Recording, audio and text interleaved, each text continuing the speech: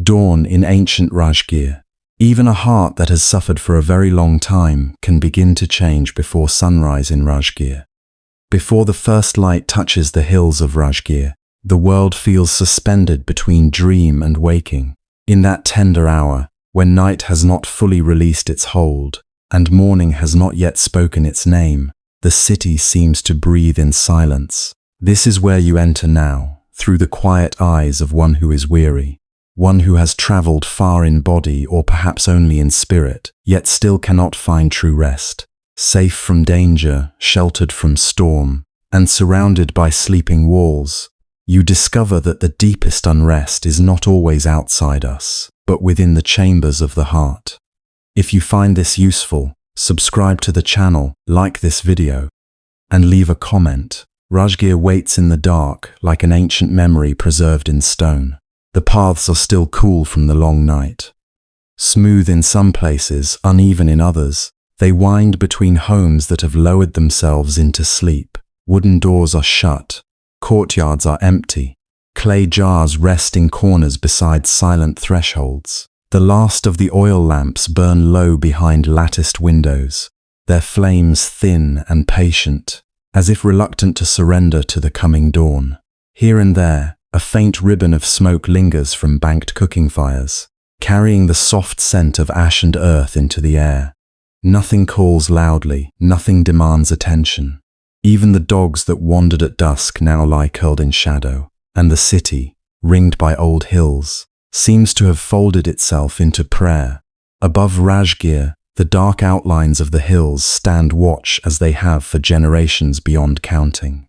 Their slopes are deep blue in the hour before light, almost black where rock meets tree, and their silence feels older than speech. The cool air slips down from them and enters the streets in gentle currents, touching stone, skin, and cloth alike. It gathers at the wrists and neck.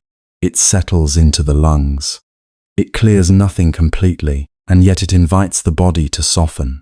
This is not the chill of fear, but the coolness that comes before revelation, before movement, before one small inward turning that may change the course of a life. You walk here slowly, or perhaps you have been walking for some time and no longer know when you began.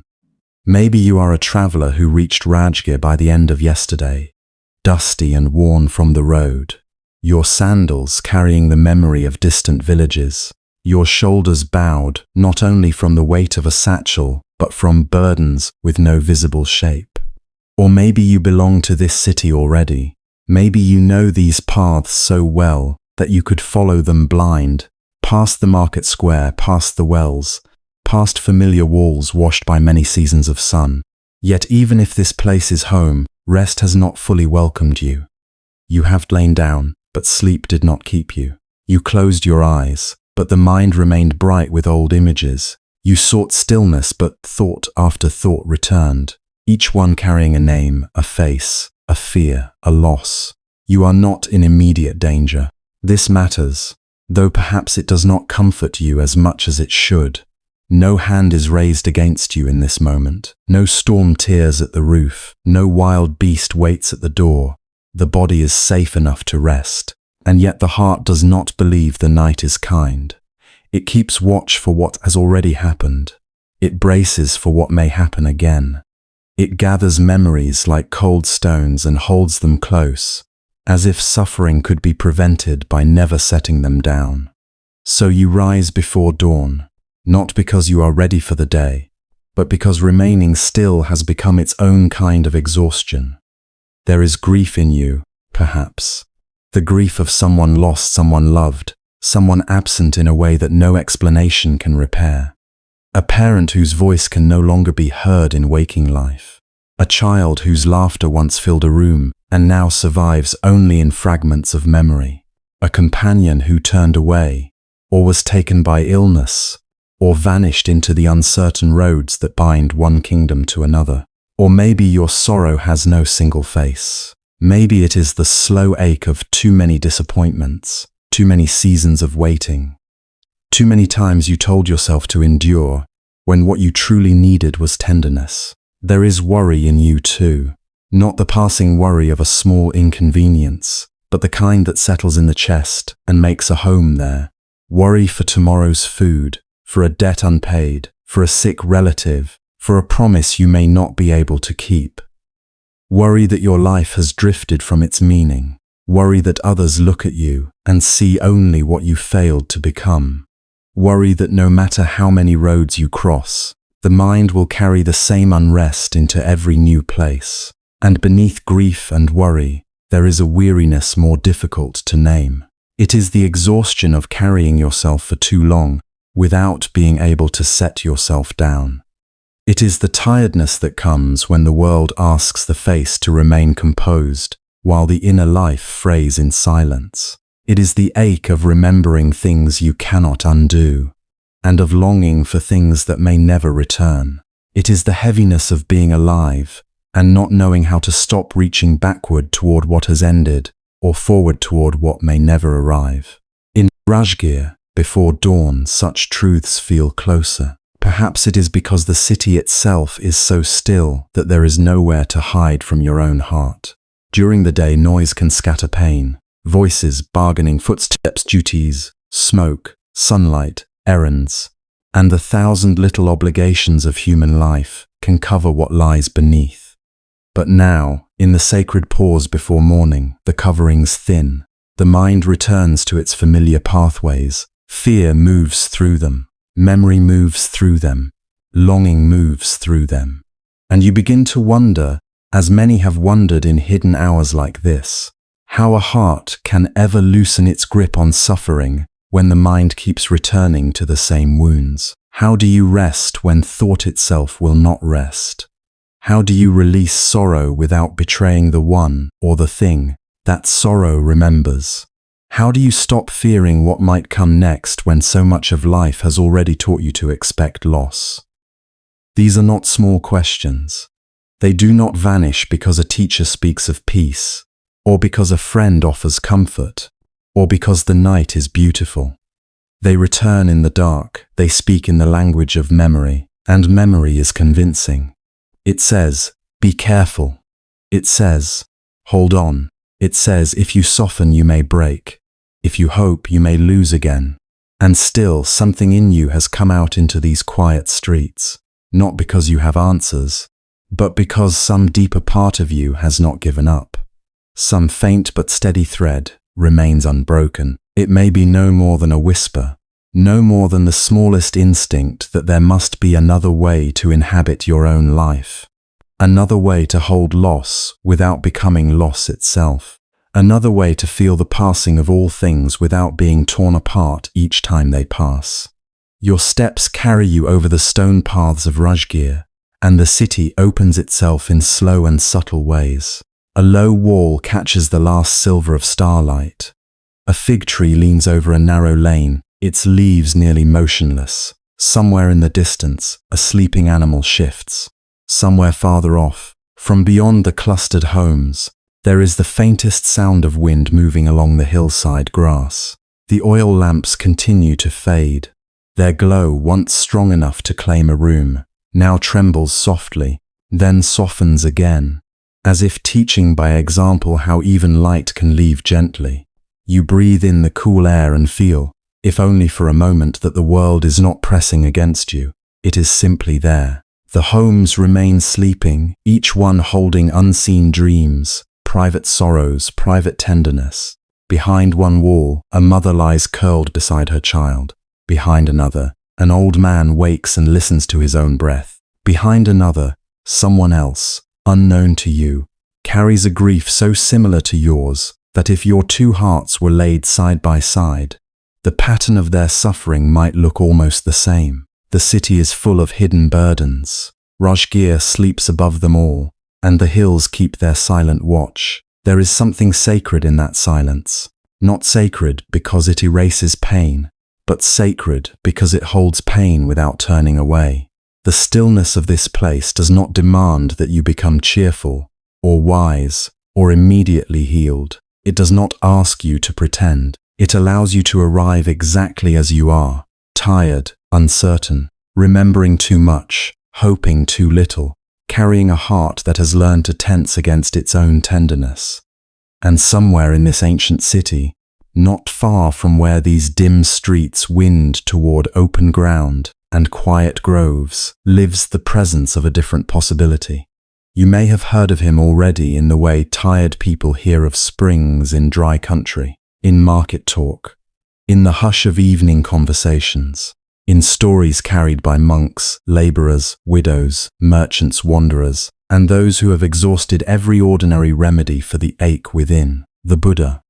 Not as rumor alone, not as distant greatness wrapped in ceremony, but as a living source of calm, whose compassion reaches those who have fallen into the thickets of their own minds. Some say he speaks and the heart becomes clear.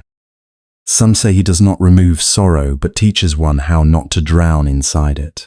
Some say that in his presence, fear loosens not because the world becomes safe forever, but because one finally sees what fear has been doing to the soul.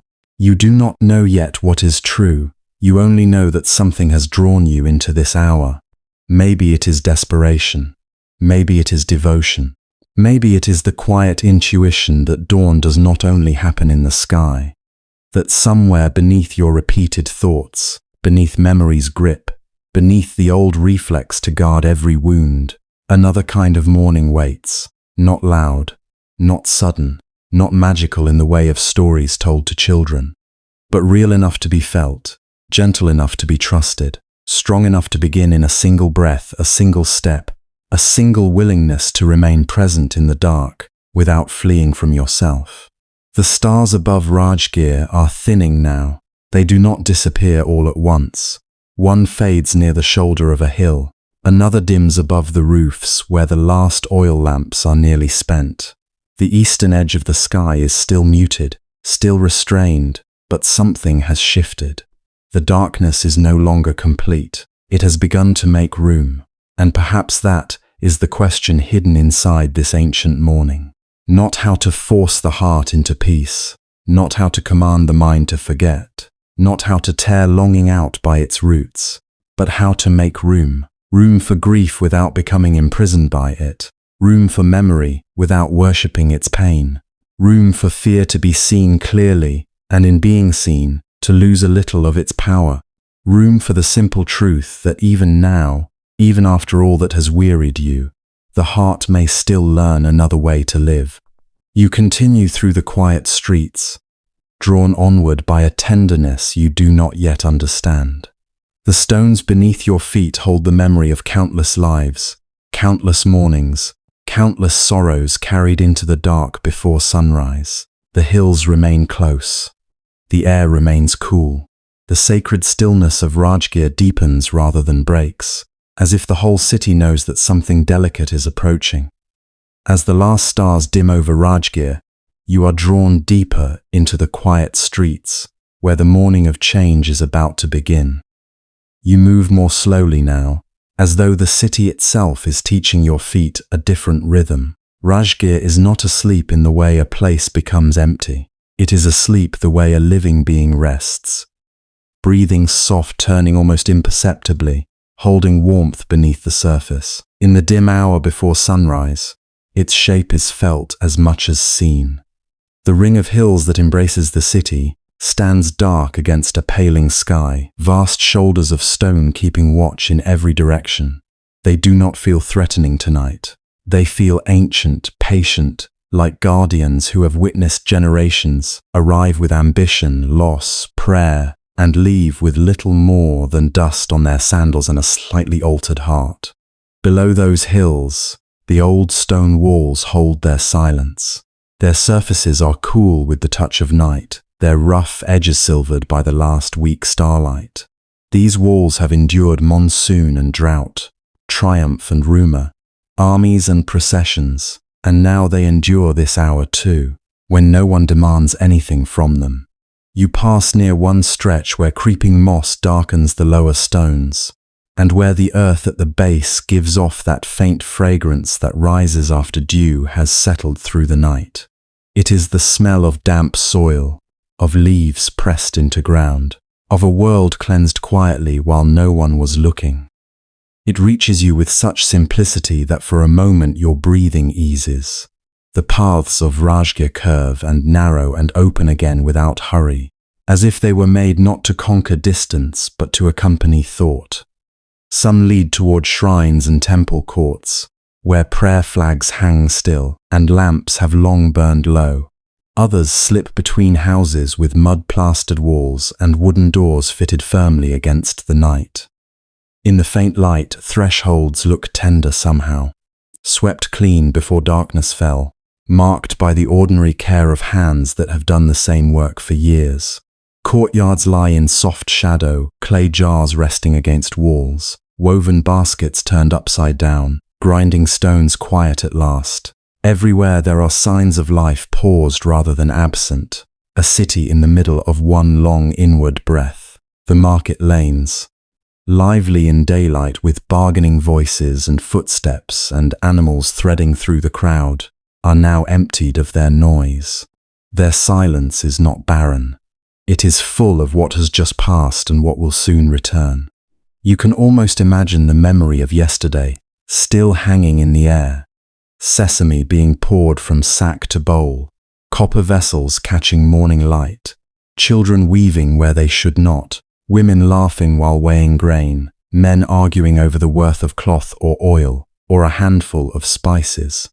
But now the stalls are shuttered, awning ropes hang slack, a cartwheel leans against a wall, a forgotten basket sits on its side, its shadow long and delicate in the half-dark. Even the dust seems settled into rest. From one corner comes the faint scent of old smoke, the last trace of a cooking fire reduced to embers hours ago. From another comes the sweetness of stored hay. Somewhere nearby, damp stone and night-cooled clay release their own quiet perfume. Rajgir at this hour is a tapestry woven of the smallest sensations. The chill in the air touches the thin skin of your wrists. A breeze moves through a narrow lane and brushes your face, carrying the whisper of leaves from a courtyard tree. Your sandals meet ground that changes from packed earth to worn stone to a place where loose gravel gathers and shifts underfoot. Each step reminds you that you are inside a real city, shaped by labor, weather, age, and devotion. At one of the outer gates, the guards remain awake. Their forms are still at first nearly part of the architecture, until one adjusts his spear and another shifts his weight from one foot to the other. A torch fixed in an iron bracket burns low, its flame occasionally stirring, throwing a breathing light over cheekbones, shoulders, polished wood, the edge of a blade. These men too are held in the same silence as the stones around them. Their duty requires wakefulness, yet even they seem softened by the hour. They are not poised for battle. They are simply keeping company with the threshold between night and morning, between those who sleep and those who wander, because sleep has become a stranger. You do not speak to them, and they do not stop you. Perhaps a figure moving quietly through Rajgir before dawn is not so uncommon here. This is a city where many kinds of burdens arrive before the light. Kings have entered with armed escorts and hidden anxiety beneath jeweled confidence. Wandering ascetics have come with bowls in hand and storms in their minds. Merchants have brought wealth and still feared ruin.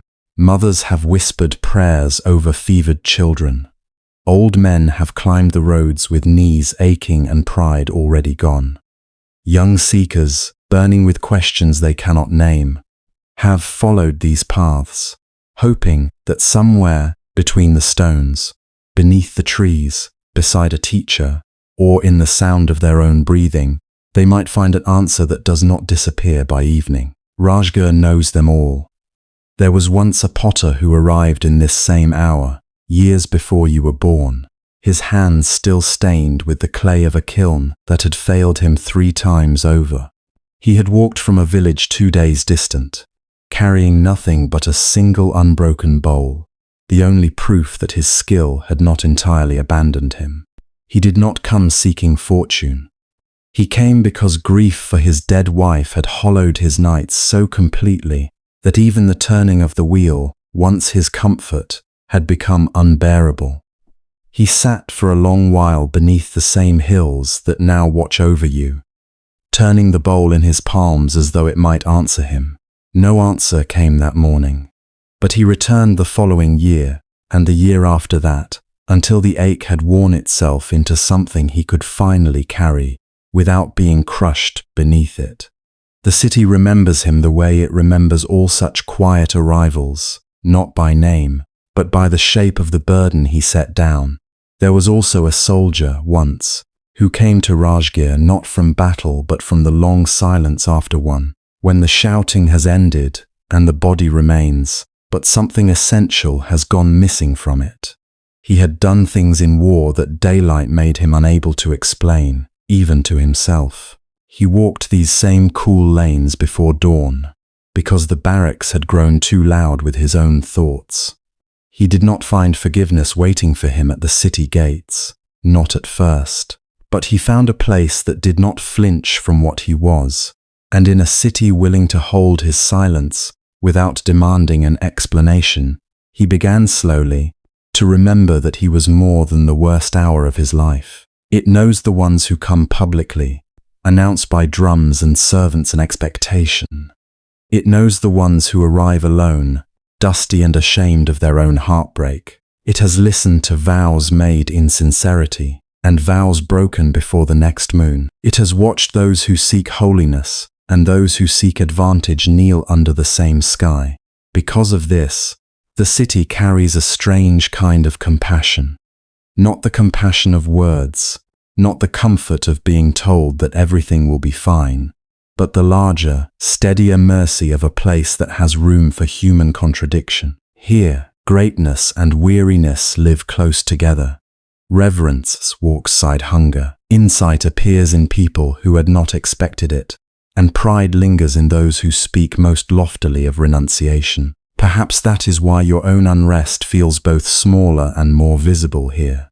As you continue, passing beneath overhanging roofs and along temple paths worn smooth by countless feet, the stillness around you only sharpens what is unsettled within. Outwardly, all is calm. The city has surrendered itself to rest with an ease you cannot imitate. Doors are closed, fires are low, bodies are stretched on mats. Breathing rises and falls in darkened rooms. Monks in nearby dwellings lie under simple cloths, their begging bowls stacked, their robes folded, their minds perhaps gentler than yours even in dreams. Somewhere in a monastery court, a novice turns once in sleep and becomes still again. In a house farther down the lane, a child murmurs and is quieted by a mother's hand without either of them fully waking. A dog lifts its head, listens, then curls tighter into itself. A tethered bull flicks an ear. Goats stir against one another, then settle. Birds hidden in eaves shift their claws on wood but do not yet sing. Even the household fires seem to sleep. In kitchen corners and open hearths, embers pulse faintly beneath ash, breathing red for a moment when stirred by the smallest movement of air, then dimming again. They are not extinguished, only waiting. In that they resemble so much of what the human heart carries. Heat concealed, light reduced but not gone. Something alive beneath what appears to be grey stillness. You notice how every resting thing around you seems to trust the coming dawn. The ox in its pen does not worry whether morning will arrive. The monk does not force the sun to rise faster. The guard at the gate does not resent the darkness for being dark. Yet within you there is resistance, a tightening that has followed you for days, perhaps for years in one form or another. It sits behind the breastbone, sometimes heavy, sometimes sharp, sometimes difficult even to name. It is made of many strands, regret perhaps, fear of what may still be lost. Old grief that has changed clothes so many times you no longer recognize it immediately. Expectations worn like armor until they begin to cut the skin beneath them. Questions asked too often in secret. Why did this happen? Why did I say that? Why can I not let go? Why is the night so long when the body is tired enough to collapse? Rajgir does not answer you, not yet, but it receives the questions without recoiling. That too is a kind of kindness. The temple paths begin to rise slightly, and with that gentle ascent the city opens in glimpses. Over one low wall you see the outline of a pipal tree, standing motionless in a courtyard, its heart-shaped leaves dark against the paling east. Beyond a cluster of roofs the hills return to view, not black now but deep blue, their ridges softening as dawn slowly remembers them. Near a shrine entrance, garlands left from the previous day have wilted a little but still carry fragrance. Their fading beauty touches you unexpectedly. Nothing in this city is trying to pretend that time does not move. Flowers wilt, fires cool, stone erodes, bodies tire, voices disappear, and still, devotion continues. A path is swept again. A lamp is lit again. Water is drawn again. Someone rises and walks toward wisdom again, even after many failures. You feel that truth brush against you with the gentleness of the morning air. In the courtyards of the wealthier homes, there are carved pillars and broader thresholds, polished jars and sleeping servants wrapped in cloth near the walls. In humbler dwellings, there are patched roofs, fewer possessions, a single low stool left by a doorway, sandals lined carefully together. Yet the sleeping hour softens the sharp distinctions the day insists upon. In darkness, kings and laborers both surrender their weight to the earth. In dreams, status loosens its grip. The same night dew gathers on fine stone and broken brick alike. Perhaps that is one reason sacred places often reveal themselves before sunrise. Not because heaven is nearer then, but because the human world has not yet fully resumed its habits of division. And Rajgir is sacred not through perfection, but through use. Through the sheer number of longing hearts it has held. You can feel it in the old roads leading inward from distant lands. You can feel it in the worn steps ascending toward caves, hermitages, shrines, and teaching grounds. You can feel it in the stories that seem to cling to the very air. Stories of rulers seeking counsel, of philosophers disputing under trees, of renunciants testing body and will, of ordinary women and men arriving with worries too domestic for legend and too painful to dismiss. A failed harvest, a bitter marriage, a son gone missing, a father aging, a body weakened by illness, a mind tormented by desire or shame. Rajgir has never belonged only to the noble or the enlightened. It belongs also to the tired, the confused, the grieving, the hopeful, the stubbornly human. Maybe that is why you do not feel entirely alone here, even in solitude. The city seems to murmur without words that suffering has passed this way before. That restless nights are not a private failure, that many have walked while others slept, listening to their own thoughts echo against stone, wondering whether peace was meant for someone else. The knowledge does not erase your unease, but it changes its texture.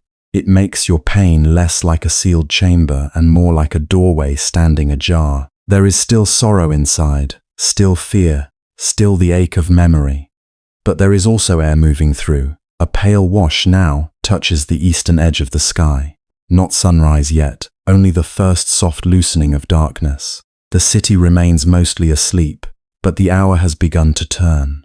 Somewhere far off, a single bird gives one tentative note.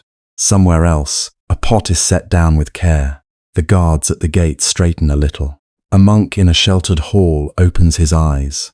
In a nearby home, someone stirs the embers and a tiny flame appears, fragile and determined. You stand for a moment in that vast and tender stillness, while Rajgir breathes around you and the day has not fully declared itself. And in that pause, with the outer world so calm it leaves no place to hide, memory begins to rise. Not all at once, not as a storm, but as a quiet tide touching the edges of the heart, revealing at last why sleep has been so difficult. It begins so quietly that at first, you almost do not recognize it as pain. There is no dramatic cry inside you, no single sharp image breaking the surface. It is more like the feeling of a hand brushing across old fabric and finding every frayed place at once. In the nearly vanished dark, with the city still half dreaming, and the light not yet strong enough to ask anything of you, the heart loosens its careful grip. What was held back through the long hours of night starts to speak in its own patient way. perhaps it is grief. Not always the fresh grief that comes like a struck bell, loud and impossible to ignore, but the older kind that settles into the body and changes the shape of your days. The grief of someone gone, or someone still living but no longer reachable in the way they once were. A parent whose voice you can still summon in memory, but not in the world. A friend from whom silence gradually grew until it became its own country between you. A child no longer small enough to need your hand. A beloved face turned away by distance, by choice, by fate, by time. Loss has many garments. Some are dark and obvious. Others look almost like ordinary life. You may have told yourself that enough time has passed. You may have gone through the motions expected of a human being who must continue. You ate when food was put before you. You answered when spoken to. You performed the necessary gestures of the day.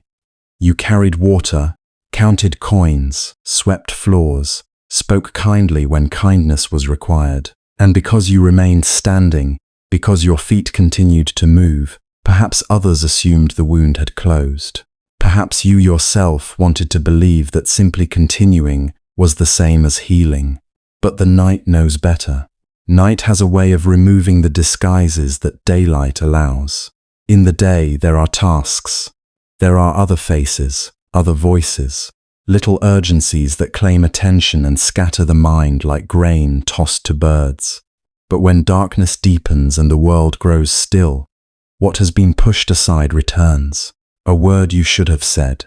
A word you did say and wish you had not. The look on someone's face in the final moments before they left. The path not taken. The letter unanswered. The anger that seemed righteous at the time and now feels like ash in the mouth. The helplessness of being unable to call anything back. And then the mind, tired and tender, begins its turning. It goes over the same places again and again, as if repetition might somehow alter them. If I had known. If I had arrived sooner. If I had been softer. If I had been stronger. If I had held on less tightly. If I had not let go. The heart does this not because it is foolish, but because it longs for an ending it can bear. It tries, in its own exhausted way, to renegotiate with what has already happened. It revisits the past like a traveler circling a locked gate, hoping this time it may open. Sometimes the pain is not only about what was lost, but about who you were in the moment of losing it. There are memories that sting because they reveal our limitations too clearly. You were afraid when you wanted to be brave, petty when you wanted to be generous, silent when love needed a voice, human in all the most difficult ways. And this may be what aches most in the sleepless hour. Not only that life has wounded you, but that you cannot protect yourself from seeing how imperfectly you moved through it. There is a particular loneliness in regret. Unlike grief, which can be shared more easily, regret often hides. It crouches in private corners. It speaks in whispers. It says, "This was your fault. This happened because you failed." Others may comfort you for what was taken from you, but who comforts the heart for what it believes it has done wrong? Who sits beside the one who cannot stop replaying the same moment, searching for a different self inside it? Maybe you have known that kind of night. The body lying still while the mind refuses to rest. The blanket warm, the room quiet, and yet inside there is no shelter. A tiny mistake from years ago grows larger than mountains. A sentence remembered from some ordinary afternoon returns with the force of judgment. Things too small to trouble the daylight become immense in darkness. This is one of the strange cruelties of night. It stretches sorrow beyond its daytime size. A small wound can feel bottomless when there is no sound around it. And still, what you feel is not a sign that there is something broken beyond repair in you. It is not proof that you have failed at life, or at wisdom, or at being calm. It is simply the heart being a heart. It is the mind doing what minds do when they are frightened, or grieving, or weary from carrying more than they know how to set down. Human beings were never made to pass untouched through love and change and disappointment. To be alive is to be marked. Perhaps that is what begins to become clear now, in this fading dark over Rajgir. Not all at once, and not as a lesson neatly learned, but as a softer understanding. You are not awake because you are weak. You are awake because something in you is still trying to make sense of pain. Something in you still cares. Something in you has been standing watch over a sorrow too long unattended. And there may be more than grief or regret. Beneath them, perhaps, is another kind of exhaustion, the exhaustion of trying to hold life in place. How much effort has gone into that? More than anyone can see. More, perhaps, than even you have admitted. The effort to keep people near, to keep the body from changing, to keep age at a distance, to keep love from shifting into something less certain, to keep the future from arriving with its unknown shape, to keep your own heart from feeling what it does not want to feel, to keep the world legible, predictable, safe. So much of suffering is not only pain itself, but the strain of resistance, the clenched hand around water, the insistence that this person must remain, this season must continue, this self must not be altered. And yet, life has never made such promises. Everything moves. Even now, the darkness is moving toward dawn. The embers in the homes nearby are becoming flame. The bird that called once will call again. Somewhere behind stone walls, someone is waking to news they do not want. And somewhere else another is waking to joy they did not expect. The world does not pause because the heart begs it to. To live inside that truth can feel unbearable when one is tired enough. Maybe that is the deeper fatigue here. Not merely that sleep would not come, but that the spirit itself has become worn from arguing with reality. Worn from asking why this happened, why that ended, why love could not remain exactly as it was in one golden hour now long gone. Worn from trying to arrange each uncertain day into something manageable. Worn from carrying fear like a hidden vessel, always careful not to spill it, even as its weight bends the shoulders. Fear of change is a quiet companion, but a relentless one. It can disguise itself as prudence, devotion, responsibility. It says, be careful, hold tighter. Prepare for every sorrow before it arrives. Think through every possible future so none can wound you unexpectedly. But this kind of vigilance is its own form of unrest. It asks the mind to stand guard without end. It keeps the body alert even in darkness. It turns the bed into a place of labor rather than surrender. And so you may realize in this hour before dawn that you are tired in more ways than one. Tired in the bones, yes. Tired behind the eyes, tired in the slow heaviness of the limbs, but also tired in places no physician can touch, tired of remembering, tired of anticipating, tired of carrying old conversations into new mornings, tired of trying to be equal to every demand, every loss, every change, tired of pretending that composure means peace, tired of being the one who must keep everything from falling apart, even when some things have already fallen, and no amount of effort can restore them to what they were. There is sorrow in that realization, but there is also honesty, and honesty, even when tender, can feel like the first true breath after being confined too long. For perhaps the most painful part has not been sorrow itself, but the quiet belief that you should have outgrown it by now, that a wiser person would not still ache, that a stronger person would not lie awake counting regrets, that a more disciplined mind would not drift back to the same old wound. This is a heavy burden, the burden of turning suffering into self-accusation. It adds a second pain to the first the loss, then the shame of still feeling it. But what if no shame is needed here? What if the ache is not evidence against you, but evidence of your humanity? What if the longing simply reveals that you have loved? What if the fear reveals that you have lived long enough to know things can vanish? What if the regret reveals not that you are uniquely flawed, but that you are a being capable of reflection, tenderness, conscience? Even the exhausted wish to control life comes from somewhere understandable. It comes from wanting safety, wanting continuity, wanting those you love to remain untouched, wanting your own heart not to be broken open again.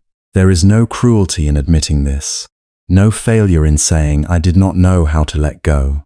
I did not know how to lose gently. I did not know how to stand still while everything changed around me. Most do not know.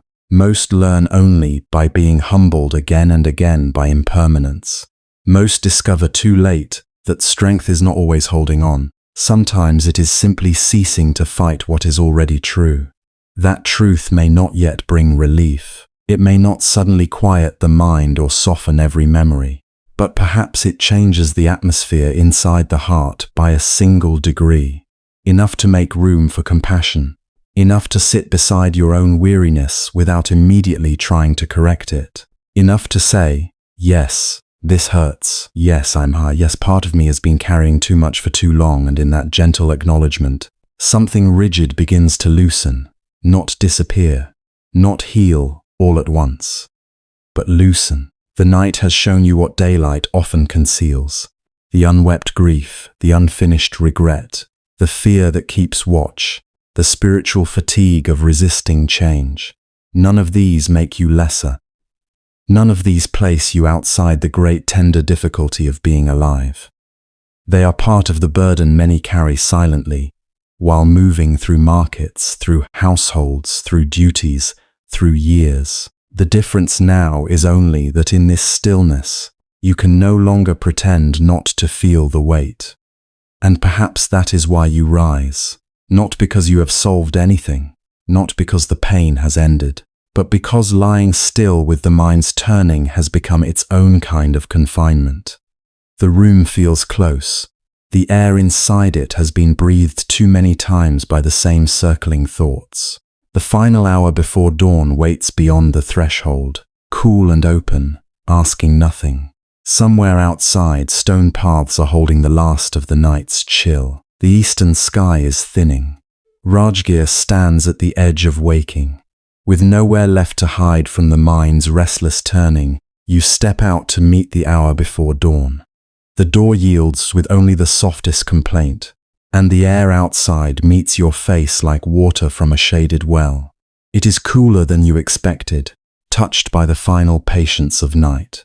For a moment you simply stand there, one hand still near the frame, as if some part of you has not yet decided whether to return to the narrow room and its familiar unease, or to trust this dim hour enough to follow it. Then your feet choose before the mind does. Your sandals find the ground, and the quiet begins to carry you forward. Rajgir is not yet awake in any full human way. The lanes lie open and almost bare, their shapes only half gathered from the dark. Walls of stone and clay hold the memory of yesterday's warmth, though now their surfaces have cooled. Doorways remain closed. Courtyards sleep behind low boundaries. Here and there, a lamp that burned through the night has diminished to a weak amber eye, trembling in the breeze before going out. Above, the sky is no longer black, but something gentler, a deep indigo slowly loosening at the edges. It feels as though the whole city is inhaling before speech. You begin to walk without urgency. There is nowhere you must be, no task pulling at your sleeves, no witness measuring your pace. The first few steps are stiff, almost formal, as though grief itself had settled into your joints during the night. Your body still carries the shape of troubled thoughts, but the lane accepts every uneven movement without judgment. Stone is stone. Earth is earth. The path does not ask whether your mind is calm enough to deserve its steadiness. It simply lies beneath you, patient and worn smooth by countless others who have passed this way with their own burdens hidden under ordinary faces. Your sandals brush against fine dust, then click softly on flatter rock where the road narrows. The sound is small, repeating, almost plain enough to be overlooked. Yet, in the great hush before dawn, even that faint rhythm becomes companionable. Step, breath. The body remembers what the mind forgets, that not all movement is escape. Sometimes to walk is only to let the heart untie itself one knot at a time, without argument, without forcing. A little farther on, the lane bends between old walls mottled by time. One side is rough with patches of lichen pale as ash in the dimness. On the other, a low ledge catches fallen leaves gathered by the night wind. Their dry edges whisper against one another when the breeze stirs, a delicate sound like hands brushing cloth. You hear it and notice, perhaps for the first time since rising, that the mind has shifted. It is still troubled, yes. The ache has not vanished, but it is no longer filling every corner. Sound has entered. Texture has entered. The world which grief had reduced to a single narrow chamber begins again to have distance and detail. From somewhere beyond the clustered houses comes the call of a bird, solitary and clear. It is not a loud cry, not the commanding voice of full morning, but a cautious first note sent into the blue-black air, as though testing whether day will answer. Then silence returns, deeper for having been touched. You keep walking. The lane opens briefly onto a wider path where the earth is packed firm. Here the smell changes. There is moisture in it, and the faint green scent of leaves waiting for light. A garden edge runs along the side, enclosed by simple stones set unevenly into the ground. Within the boundary, dark shapes of shrubs and low trees gather close together, their forms still blurred. A branch lifts and settles in the breeze. Somewhere among the leaves a drop of water falls, though there has been no rain. You slow without meaning to.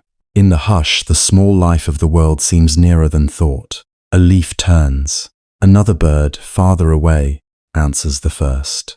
The hem of your garment grazes against tall grasses near the garden wall, and they lean away with a papery sigh. You realize that all night your mind had spoken as though it alone were awake in the world, alone in its sorrow, alone in its fear. But now every living thing appears to be participating in this hour of waiting. The trees are waiting, the stones are waiting. Even the dark sky itself is waiting, not in dread, but in trust that light is on its way, though not yet visible in full. There are steps ahead, cut into a slight rise where the lane climbs between outcrops of old rock. Their centers have been worn shallow by years of feet. In places the surface is polished by use, in others broken at the edges, where time has taken small bites from the stone. You place your weight carefully and feel the coolness through the soles of your sandals. Each step asks for attention. Not much, only enough to keep your balance. But this small attention becomes its own relief. It gathers the drifting mind and gives it one simple duty. This foot here, now this one, now the breath that follows. How much sorrow has been carried up such steps? You wonder. How many men and women, unable to sleep, have walked before first light because the heart could not rest where the body was lying? How many came with worry for a child, or grief for a parent, or shame for words spoken in anger, or fear of losses not yet arrived but already felt?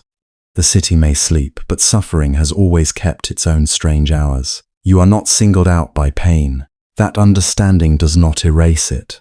Yet it changes its weight. To know that your unrest belongs to the great human pattern is to feel, however faintly, less trapped within it. At the top of the steps the path narrows again. To one side stands a small shrine, quiet in the half-light. Its outline appears slowly as your eyes adjust. A simple structure, weathered, watched over by the long shadow of a peepal tree. No devotees have gathered, no offerings are being placed. Yet the place is not empty. It holds the settled feeling of repeated prayer, the residue of bowed heads and whispered hopes. You do not stop, but as you pass, your breathing softens. There is comfort in meeting spaces that have received human sorrow for generations and have not turned away. The sky has changed further now. Indigo yields almost invisibly to a bruised blue touched with silver in the east. Rooftops begin to separate from darkness. The lines of walls sharpen. A clay jar beside a doorway becomes distinct. A cartwheel leaning under an awning takes shape from shadow. The city is still mostly silent, yet not with the same silence as before. This one has direction. This one is moving toward something. As you continue, your body begins to warm.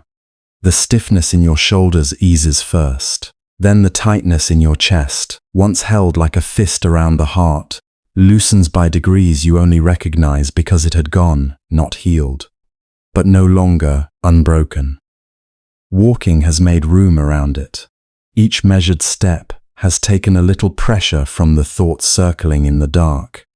The mind still reaches for its old questions. It still wants to revisit what cannot be changed, to predict what cannot be known, to keep vigil over losses as though vigilance alone could redeem them. But the rhythm of the path interrupts this habit. The body says, "Come here. Attend to the stone, attend to the air, attend to the sound of your own feet returning you to the earth." A stray dog lifts its head from a folded sleep beneath a low wall and watches you pass with mild, untroubled eyes. It does not bark. After a moment it lowers its head again, trusting the hour.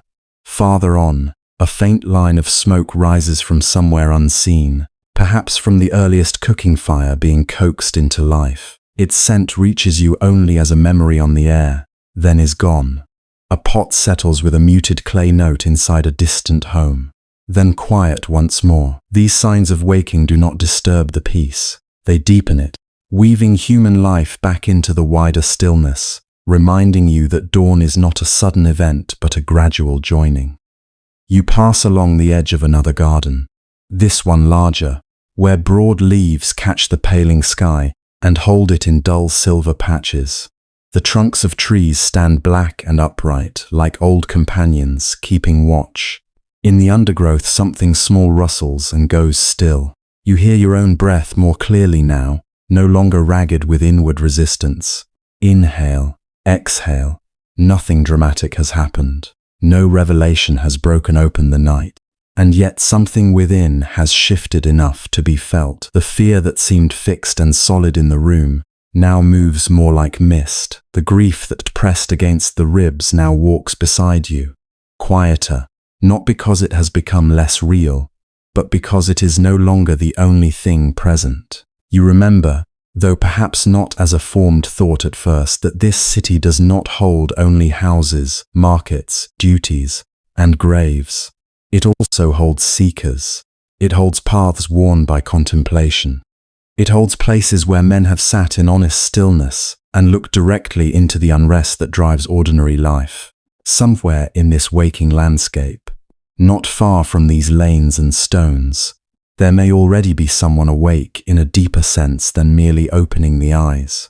Someone whose mind has not been dragged all night by fear. Someone who has looked upon suffering without shrinking and found a way not to harden beneath it.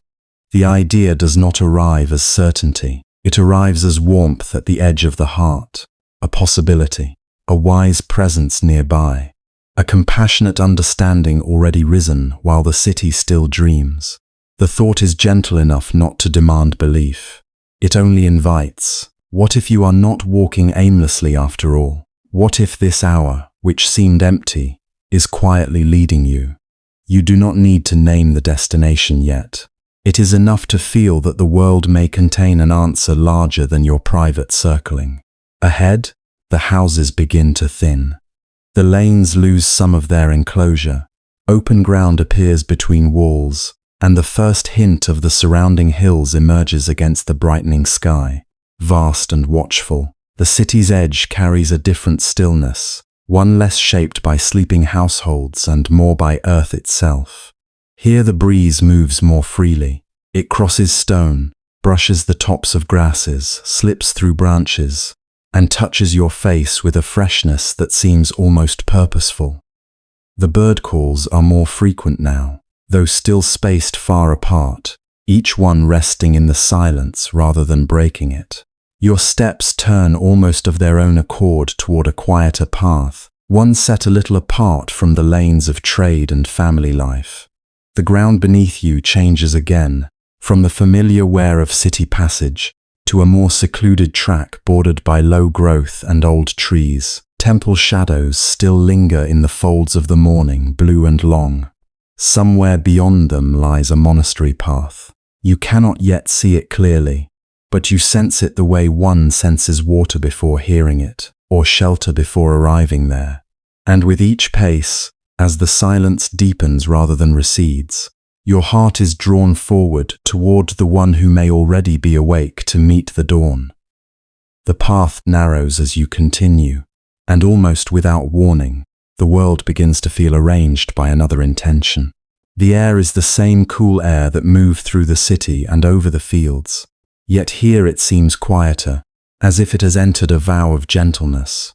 Trees stand on either side, not in wild confusion, but in a loose and patient order, their trunks dark in the hour before sunrise, their leaves holding small beads of moisture that wait for the first touch of light. Beneath them, the earth is swept clean. The footpaths curve softly through the grounds, pale ribbons of dust and packed soil, worn by many bare or sandaled feet that have passed the same way day after day without hurry, without complaint, without the restless need to arrive before anyone else. You slow without deciding to. Something in this place invites no abruptness. Even your breathing changes. The chest that has so often tightened around thought and regret loosens by one small measure, enough for you to notice. Ahead, through the trees, you begin to make out the monastery itself, not as some grand palace of holiness, but as a gathering of simple dwellings, humble and quiet in the dim blue of dawn. Their walls are plain, their roofs are modest, nothing cries out for admiration, no carving gleams for attention, no gate boasts power or wealth. Yet because of that very simplicity, they seem more complete than many splendid houses. They ask for nothing, and in asking for nothing, they are strangely full. A lantern hangs from a wooden post near the edge of a path.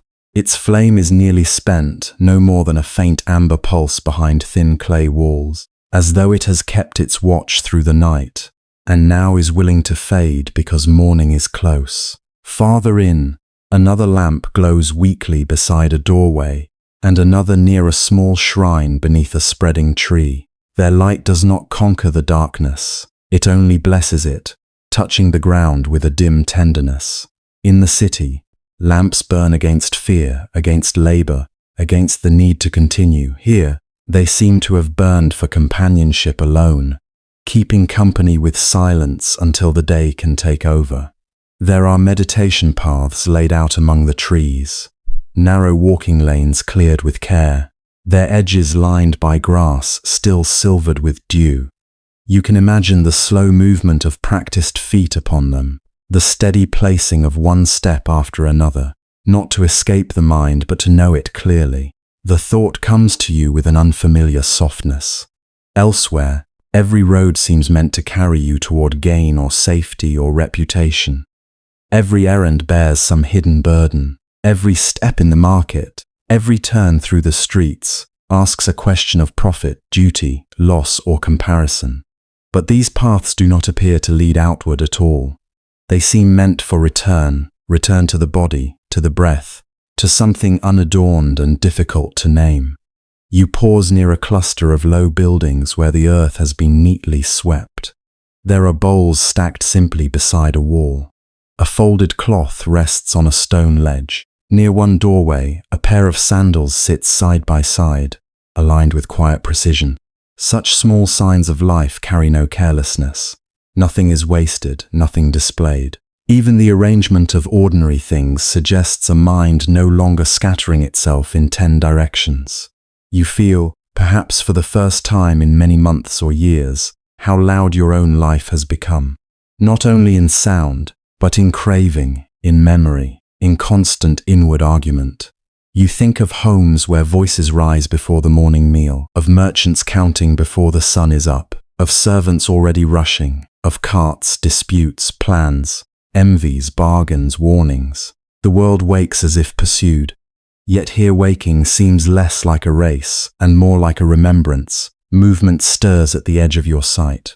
A monk emerges from one of the dwellings carrying a folded robe over one arm. He does not startle the silence. He enters it as naturally as a fish enters water. His face is neither solemn nor cheerful in any practiced way. It is simply awake. He washes at a basin with slow, efficient gestures, each action complete in itself. Soon another appears, older perhaps, his step measured but unstrained. Then another and another, each one rising into the morning with the same unhurried discipline. No voice calls them sharply from sleep. No one seems late. No one resents the hour. They move as though guided by something firmer than command and gentler than force. You watch from the margin, feeling at once invisible and deep seen by the place itself. One monk pauses to adjust his robe, drawing the fabric over his shoulder with practiced care. Another takes up a broom of twigs and sweeps a path where almost nothing has fallen. The sound is delicate, a dry whisper against the ground. A younger monk bows slightly as an elder passes, and the elder acknowledges him with the smallest inclination of the head. No gesture is wasted, yet no gesture is cold. There is order here, yes, but not the brittle order born of fear. It is the order of people who have agreed to carry little, to disturb little, to want less than the world insists is necessary. A faint fragrance rises from the damp earth and the bark of trees. Somewhere nearby, water is poured from one vessel to another. The sound is clear and round in the quiet. A bird shifts overhead. In the east, though the sun has not yet shown itself, the darkness has softened from black to deep indigo, then to a muted grey-blue that seems to widen behind the branches. The entire monastery waits, but it does not wait impatiently. That is what unsettles you most. Nothing here appears to lean forward in hunger for the next moment. Nothing strains toward dawn, as if dawn alone could redeem the night. The monks rise before the sun, yet not to seize the day. They rise to meet what is already here. How different this is from the rhythm that shaped you. Perhaps your mornings have been filled with the quick accounting of needs. What must be done? Whom to satisfy? What trouble may come if you fail? What old wound may be opened again by a word, a memory, a look? Perhaps even your sleep has been crowded, your dreams no refuge at all. And now, standing at the edge of these grounds, you feel the contrast with almost physical force. It is not that this place rejects the world.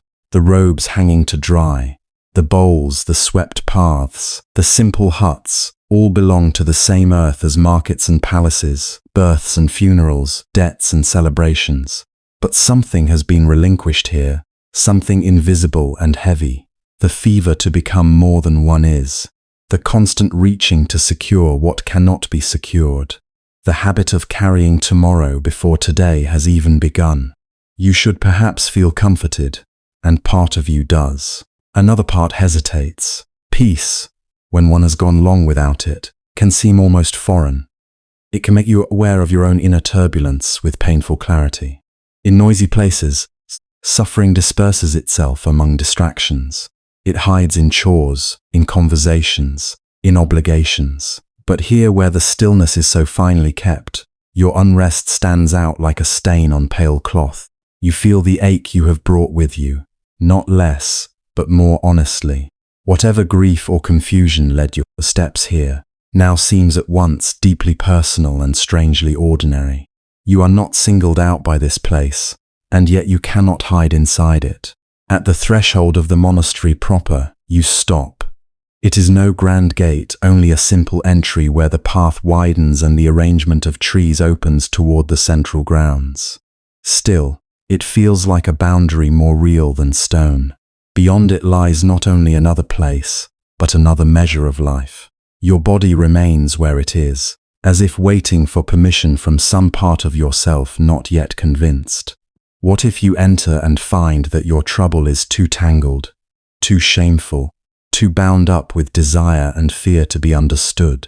What if those who live here, with their calm movements and clear eyes, can look through you in an instant and see all the ways you have failed to govern your own heart? What if the stillness you long for is meant for others, for the disciplined, the pure, the strong in spirit, and not for one whose mind has run in circles until it is weary of its own turning?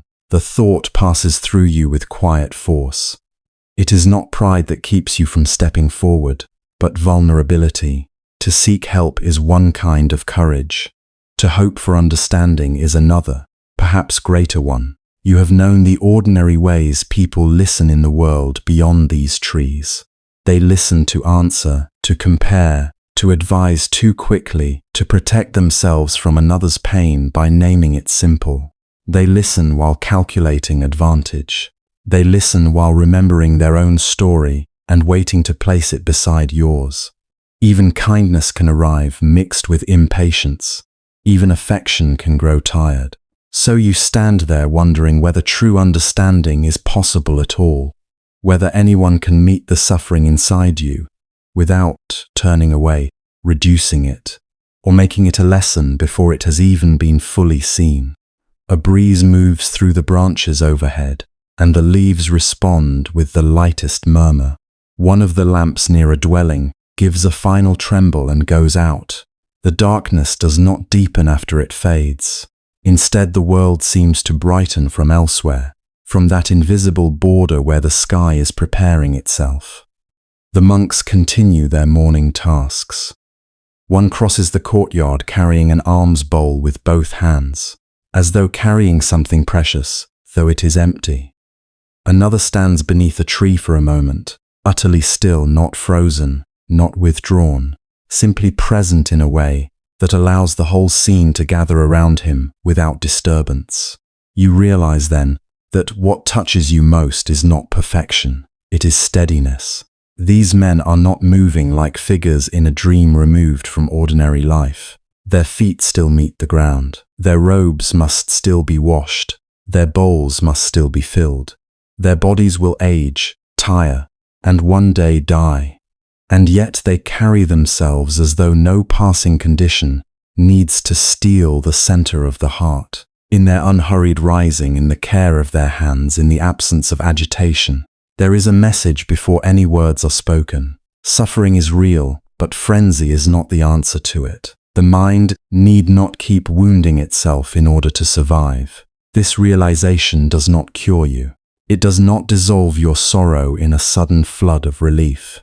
But it opens a small and sacred space within you, a space in which another possibility can be imagined. If such peace can be lived, even imperfectly, perhaps it can be learned. If such simplicity can hold a human life, perhaps your own life need not remain forever at the mercy of fear and longing. The desire that rises in you is tender and almost shy, not the sharp wanting that has exhausted you, but a quieter longing, one that feels less like grasping and more like remembering something you have always needed. So you remain at the threshold, neither retreating nor yet fully entering, while the monastery and the morning breathe around you. The trees hold their stillness, the pathways wait without demand, the lanterns surrender their last little flames. The first pale hints of dawn gather at the edges of roofs and leaves. And in that hushed interval before the sun appears, when the world seems to draw one long silent breath, you begin to sense that someone else is already awake within this peace, someone whose presence does not announce itself with display, but is felt as surely as the coming light. You do not at first see him clearly. What reaches you before sight is something gentler, something that seems to move through the courtyard the way cool air moves before sunrise.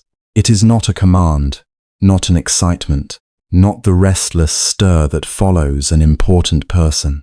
It is a calm so complete that your own breathing, which has been shallow without your noticing, begins to deepen in answer. The monks nearby do not turn toward this presence with tension or performance. Their bodies simply settle. Their hands become quiet. Their steps grow even softer, as though each of them recognizes a stillness already familiar and gladly makes room for it. Then, in the whitening light, you see him. He is seated a short distance away, beneath the delicate spread of morning branches, where the first rays of dawn are just beginning to touch the earth. There is no ornament around him to separate him from the world. No gold flashing in the dimness, no raised platform demanding awe. Only the plain folds of a robe resting against a composed body, the color of earth and saffron softened by the hour. The cloth lies in simple lines, untroubled, as natural as fallen leaves. One hand rests lightly in the other. His posture is upright without hardness, relaxed without carelessness, as if he has discovered a way of being fully present without resisting anything at all. His eyes are lowered. That small detail touches you more deeply than if he had looked straight at you at once. The lowered eyes do not suggest distance. They suggest peace. They suggest a mind not hunting for anything, not measuring, not trying to possess the moment. It is the gaze of someone who has no need to dominate what he sees. Around him, silence does not feel empty. It feels attended to, held, as though the space itself is being listened to. You remain where you are, unsure whether to step closer. The old habit of hesitation is still strong in you. You know too well the feeling of arriving where others seem to belong and discovering, with a sting that reaches all the way inward, that there is no place prepared for your weariness. You know the glance that judges before it understands. You know the polite patience that is really dismissal. You know the kind of attention that only waits for a pause so it can speak over your pain with advice. But this is not that. No one beckons you with urgency. No one asks you to prove yourself worthy of entering. No one studies the condition of your clothes or the burden in your face. The quiet around this man does not force confession, and yet somehow it makes concealment feel unnecessary. You stand with your tiredness, your questions, your private unrest, and for the first time in longer than you can remember, you do not feel pressed to hide them immediately. The dawn grows little by little. Light gathers on the edges of stone. A bird calls once from somewhere beyond the wall, then falls silent again. In that tender half-light, the face before you becomes clearer. There is no severity in it, no dramatic softness either, no expression arranged for comfort. Only a kind of steady openness, grave and gentle at once. The lines of the mouth are relaxed, the brow is smooth. The whole bearing of him is so unguarded that your own guard, though still present, begins to loosen without permission. He lifts his gaze. It happens with such simplicity that for a moment you almost miss it. Yet the moment his eyes meet yours, everything inside you goes still. There is recognition there, but not the kind that reduces you to a role. He does not look at you as a stranger to be classified, or a sufferer to be corrected, or a curiosity passing through the gates. He looks as though he sees the ache you carry, without making it the whole of you. As though he sees beyond the tired face and the cautious posture to something in you that has not been ruined, however bruised it may feel.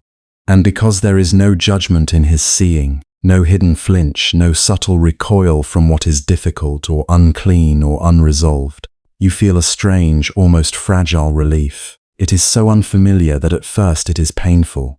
Your chest tightens, then softens. A breath leaves you long and unsteady.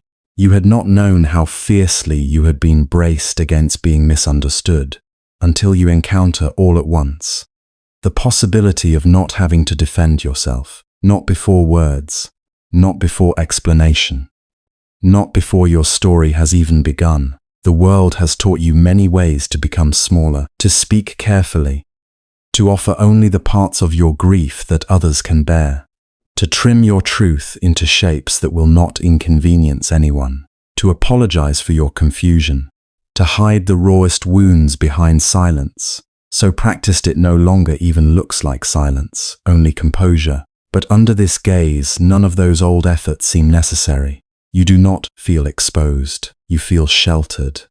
A monk nearby bows and steps away, and the movement is so quiet it barely troubles the air. Somewhere in the leaves a breeze passes, carrying the cool scent of dust, bark, and the last faint memory of night.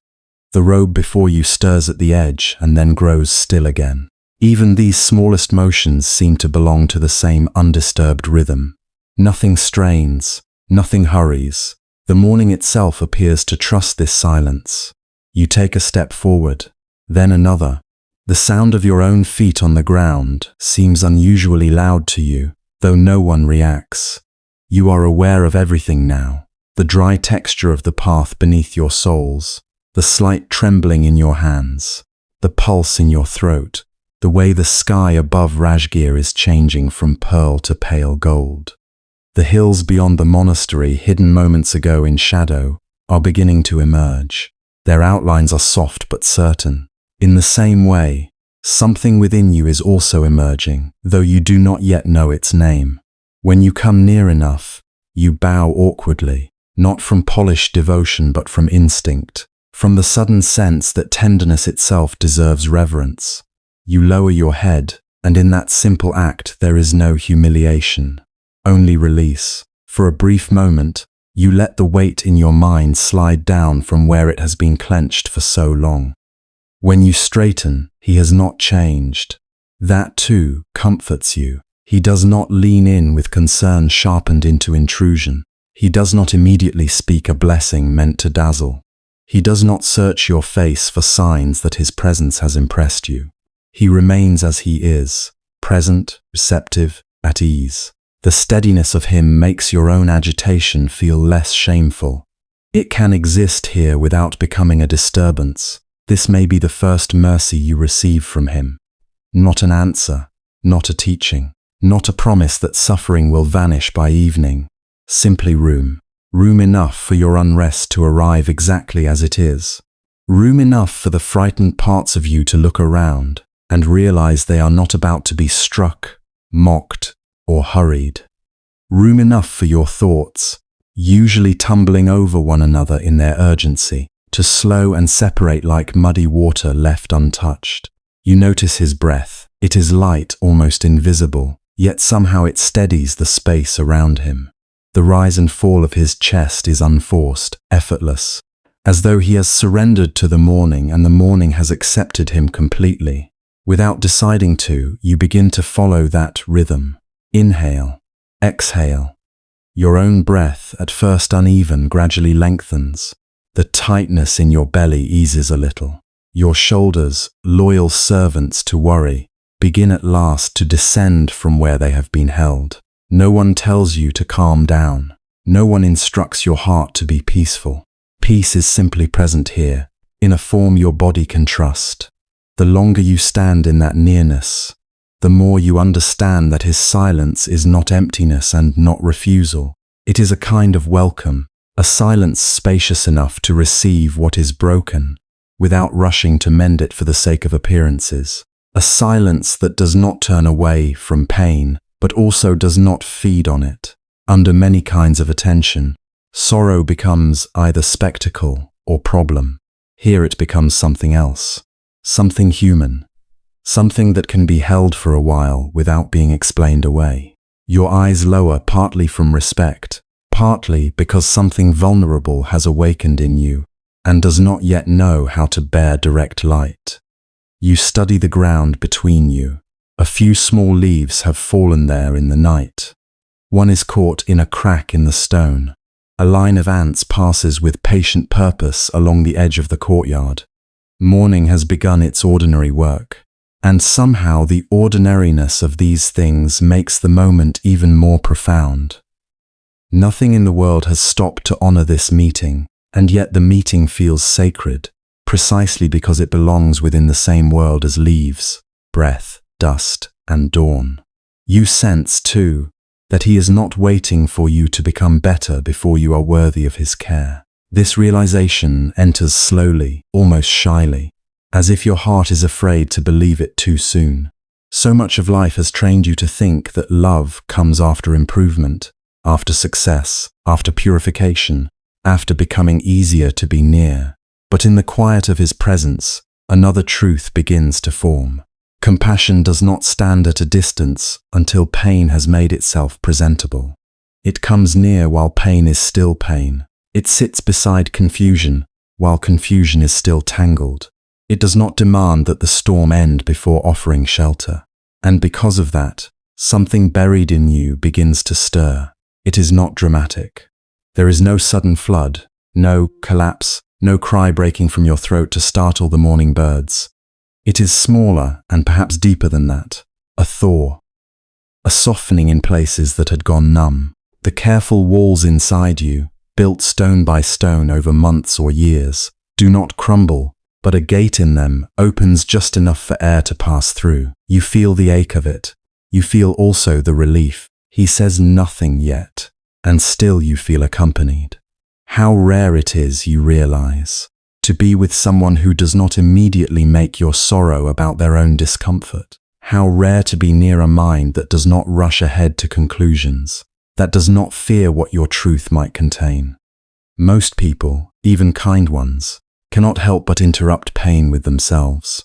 Their advice, their worry, their impatience, their need to be useful, their wish for a quick ending. But this presence asks for none of that. It lets suffering speak at its own pace. It trusts that what is real need not be forced. Your throat grows warm. There are things inside you that have not been spoken aloud. Perhaps because you never found a place gentle enough to receive them. Perhaps because putting them into words would make them too real. Perhaps because you feared that once spoken, they would be judged, corrected, or dismissed. Yet here, in this first light, before a man clothed in nothing grander than simple robes, with a face free of accusation and eyes that have already seen more than you can explain, speech no longer feels impossible. The quiet around you becomes less like an emptiness and more like a vessel. You feel your heartbeat. You hear the faint rustle of cloth. A shaft of sunlight reaches farther across the courtyard and rests upon the stone near his feet. The day is arriving. So too is something long delayed within you. Not certainty, not resolution, only honesty, still trembling, still unsure, but rising at last from the depths where it has been held down. And in that compassionate stillness, the words that have been trapped inside the heart finally begin to rise. At first, what comes is not a clear account, but fragments, a sentence that stops halfway, a breath that catches, a truth that circles itself before daring to land. You lower your eyes, not from shame alone, but because sorrow often enters the world most gently when it is not forced to meet another gaze too soon. You tell him you are tired, not the ordinary tiredness that sleep can mend, not the weariness of a single long day beneath the sun, but a tiredness that has settled behind the ribs and in the mind, where no resting place seems deep enough to reach it. You speak of waking in the night, with your thoughts already moving, as if they had never slept at all. You speak of carrying duties from dawn to dusk, and then carrying them still in memory when darkness comes.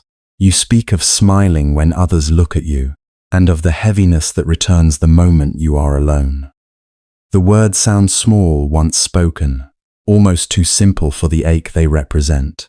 Yet when they leave your lips, you feel something loosen. The burden does not vanish, but it shifts. It is no longer sealed entirely within you.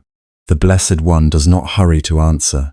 He does not tell you that many endure more. He does not offer praise for your endurance, as though suffering were made noble merely by being hidden. He listens, and in being listened to, you find yourself able to go further. You say that you are afraid.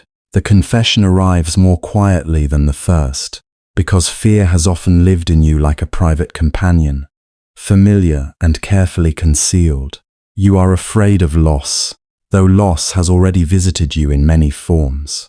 Afraid of illness, though every body moves toward frailty. Afraid of old age, though each season has already carried you nearer to it. Afraid of death, though from the time of your first breath, it has walked at the far edge of every road. But these are not the only fears. There are smaller ones, more intimate, and perhaps harder to admit. You fear disappointing those who depend on you. You fear that your efforts may never be enough. You fear being seen too clearly. You fear that if others knew how uncertain you truly feel, their trust would falter. You fear your own mind on the days when it grows restless, when it invents futures full of ruin, when it turns even moments of peace into opportunities for dread. As you speak, the morning birds call from the trees beyond the courtyard wall. Their voices rise and fall with the breeze. Somewhere in the monastery, a footstep passes and fades. The world does not recoil from your honesty. The sky does not darken. Nothing breaks apart because the hidden has been named. The heart notices this. The body notices it too. So you continue. You tell him of attachment, though perhaps at first you call it love, duty, devotion, or memory. You speak of those whose presence steadies your days, and of the dread that comes from knowing you cannot keep any of them forever. You speak of a face you still search for in a crowd, though years have already gone by. You speak of a child, a parent, a friend, a partner, someone whose absence taught you that the mind can return again and again to what the hands can no longer touch. You confess that even joy has become threaded with fear, because everything cherished seems fragile. A warm hand in yours, a shared meal, laughter at evening, the ordinary comfort of someone sitting nearby. All these are beautiful, and therefore all these feel vulnerable. Perhaps you admit something harder still, that your attachment is not only to people, but to the image of yourself among them, to being needed, to being admired as wise or capable or kind, to the hope that your life might remain arranged in a shape that reassures you, to the quiet belief that if you care enough, work enough, anticipate enough, perhaps you can hold back change. Your voice trembles there, not because you are selfish, though you may have feared that word, but because now you hear what has long been hidden beneath so much effort. You have been trying to build permanence in a world that does not stand still. You have been trying to bargain with time. Still, the Buddha does not interrupt. His silence is not empty. It does not abandon you to your own words. It receives them. It allows them to fully arrive. And because he does not turn away, you find courage to speak of grief. This grief has more than one face. There is grief for those who are gone, for the bodies laid down, for the voices that once called your name and now live only in memory. There is grief for what has been broken and cannot be restored exactly as it was.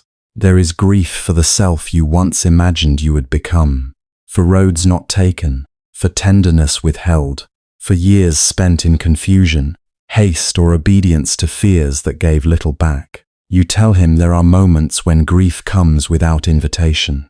A smell in the air, the slant of afternoon light, a certain phrase overheard in the market, the sight of sandals left at a doorway, or bowls set out for a meal that one person will never again share. Then suddenly the heart is no longer in the present day. It is elsewhere, kneeling beside what has passed, unable to change it. Perhaps tears come now, or perhaps they do not. Sometimes the deepest sorrow does not weep at first. Sometimes it speaks in a voice gone thin, in long pauses, in the effort it takes simply to remain still while memory moves through the body like weather. You say you have tried to be strong. You have tried to fold grief into useful tasks. You have tried to become practical, to keep your hands occupied, to speak of ordinary things. You have told yourself that others have suffered as well, that life must continue, that mourning too openly would burden those around you. And yet the ache has remained, not because you failed, but because what is human in you refused to become stone. For the first time, perhaps, this no longer sounds like a weakness. The one before you has seen kings brought low by loss and laborers broken by longing. He has seen mothers grieve their children, husbands and wives cling to fading moments, ascetics struggle with pride, merchants with worry, the young with hunger for what has not yet come, the old with sorrow for what cannot return. In the stillness of his attention, your suffering is neither singled out as strange nor reduced to something trivial. It is simply recognized as part of the great tender wound carried by human life. This recognition brings an unexpected relief, not because your pain is ordinary in a dismissive sense, but because it is no longer a lonely aberration. You are not the one heart in all the world that has found life difficult to bear. You are not uniquely flawed, because you have loved and feared and lost. The ache you carry belongs to the same fabric from which countless human days have been woven. Underneath different names, different houses, different sorrows, beings everywhere have known this same trembling. You breathe more deeply. Then, from a place even more hidden, guilt begins to rise. It may be guilt over words spoken in anger and remembered too late, over tenderness withheld when it was needed, over impatience, over envy, over cowardice, over harm done knowingly or done through carelessness, or done because your own pain overflowed into the lives of others. You may speak of someone you did not forgive while there was still time. You may speak of a promise you could not keep. You may speak of turning away from another's suffering because you had no strength left, and of how the memory of that turning still follows you. Or perhaps the guilt is stranger, less rational, and therefore harder to release. Guilt for surviving when another did not. Guilt for moments of happiness after a season of mourning, as if relief were a betrayal. Guilt for not having prevented what no one could have prevented. Guilt for being human enough to have limits. These confessions do not come in a beautiful order. They spill where they can. Some emerge clearly, others wrapped in hesitation. More than once you may say, "I do not know how to explain it." More than once your hand may tighten around the edge of your robe, or your mouth may fall silent while your chest tries to steady itself. And still he listens. No impatience enters his face. No severity descends. He does not lean away as if pain were contagious. He does not seize your words to shape them into a lesson before they have finished being born. This, too, is part of the healing. To be heard all the way through, not corrected while still bleeding, not instructed before one has been allowed to tell the truth. In such listening, the mind begins to unfold what it has hidden even from itself. You hear yourself say that some part of you has been afraid not only of suffering, but of admitting how much you suffer, as though naming it would prove defeat, as though silence were a form of control, as though if you carried your pain skillfully enough, no one, not even you, would have to see how deeply it has entered. But now it is here, spoken into the morning air of Rajgir, held in the space between your breath and his attention. And because it has been spoken, it changes shape. It is no longer a shadow without edges. It has form. It can be met. The courtyard seems brighter now, though the sun has only risen a little more. Light lies across the stone in patient bands. Dust glimmers and settles. A leaf turns in the breeze and comes to rest. Nothing in the world declares that your sorrow should have been otherwise. Nothing demands that you be finished with it already. The Buddha remains still, yet his stillness is full of life, like a deep pool that reflects without distortion. In that reflection, you begin to see yourself more gently, not as a failure for grieving, not as a coward for fearing, not as a sinner beyond repair because you have erred, not as an isolated being singled out by some cruel design. Only as a human heart meeting what human hearts have always met. Uncertainty, loss, longing, fatigue, love, regret. And because he receives your sorrow without shrinking from it, something quiet but profound begins to happen. The pain is still pain, yes. The losses are not undone. The dead do not return. The anxious mind does not fall silent all at once. Yet the loneliness wrapped around suffering starts to thin. You are no longer carrying everything in secret.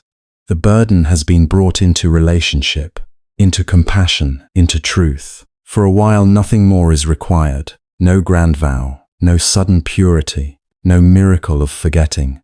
Only this, the honest sound of a heart no longer hiding from its own condition, and the rare blessing of being heard by one who does not mistake honesty for weakness. In that simple mercy, the ground of the moment changes. What was once only a tangle of private anguish begins to reveal a pattern wider than your own story. The grief, the fear, the attachment, the guilt, the weariness, all of it, though intimate, belongs also to the shared inheritance of living beings. Every household has known parting. Every body has known vulnerability. Every mind has struggled between holding on and letting go. Every loving life has brushed against sorrow. You do not yet know what freedom from this might mean. You do not yet know whether the heart can be taught another way of seeing, but you have crossed an important threshold simply by speaking. The hidden wound has touched air, the silence around it has opened, and in the presence of one who understands suffering, not as a personal defect, but as a truth of conditioned life, the first tenderness of wisdom begins to gather. Once the sorrow has been spoken, the Buddha begins to guide the heart towards seeing things as they truly are. The Buddha does not hurry after your confession. He lets the words settle between you like dust slowly returning to the earth after footsteps have passed.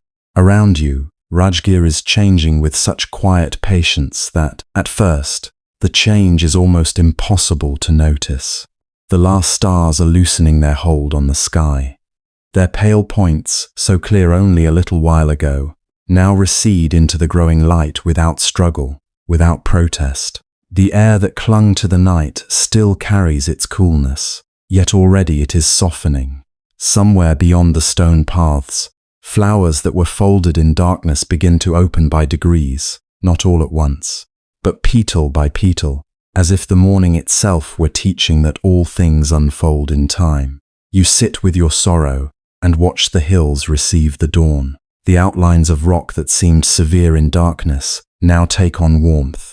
Grey becomes silver, silver becomes rose, rose becomes gold. What looked fixed only moments before reveals itself as part of a living exchange between light and shadow. Even the old stones, which seem to promise endurance, are never seen the same way twice. The wind touches them differently. The sun enters their surfaces from a new angle. Moss gathers, dries, and ray turns. Heat comes, become coolness, day, and day leans toward evening. Nothing stands outside this movement. The Buddha's voice enters this widening light with the same gentleness. He does not offer a harsh doctrine or a cold thought meant to silence feeling. He speaks instead in a way that meets the tenderness of a wounded heart. He invites you to look not away from life, but more closely into it. And what he points to is something so constant, so ordinary, that it can be missed precisely because it is everywhere. All things that arise pass. All things that come together also part. Whatever is born changes. Whatever is gathered is eventually scattered. Whatever blooms will one day fade. There is no cruelty in the way he says this. In his presence, the truth does not feel like punishment. It feels like something the dawn has already been whispering. The stars did not fail because they disappeared. The cool air of night is not broken because it gives way to warmth. The flower does not betray itself when it opens, then later sheds its petals. Each thing is faithful to its nature by changing. The world does not hold still, even for what is lovely, even for what is deeply loved. And now, very gently, he brings this same seeing toward the place in you that aches. The one you loved changed. The body changed. Strength changed. Breath changed.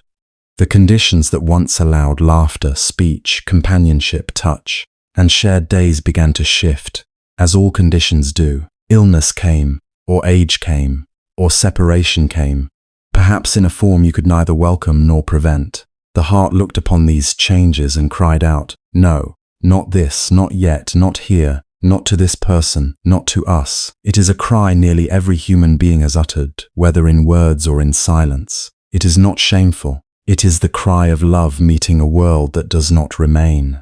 Perhaps this is why grief can feel so bewildering. It is not only pain at what has happened. It is also the pain of discovering that nothing we cherish can be made immune to change. We suffer the event itself, and we suffer again in our refusal to let the event be true. One wound comes from loss, and another from the heart's demand that what changes should have stayed as it was. The Buddha does not ask you to stop loving. He does not ask you to become indifferent, or hard, or untouched by the passing of things. He knows too well the human longing to keep close what is dear, but he invites you to notice the extra burden laid upon sorrow when the mind insists again and again, this should not have changed, this should still be mine, this should still be here, this body should not weaken, this bond should not alter, this morning should not fade. As you listen, the teaching does not arrive as an argument, it arrives as recognition. You have already known this tightening. You have felt the body resist what the mind cannot control. You have lain awake replaying moments, bargaining with memory, trying to hold one scene still, as if enough longing might halt time itself. Perhaps you have returned to a final conversation and wished to step back into it. Perhaps you have clung to a face in memory until the effort itself became exhausting.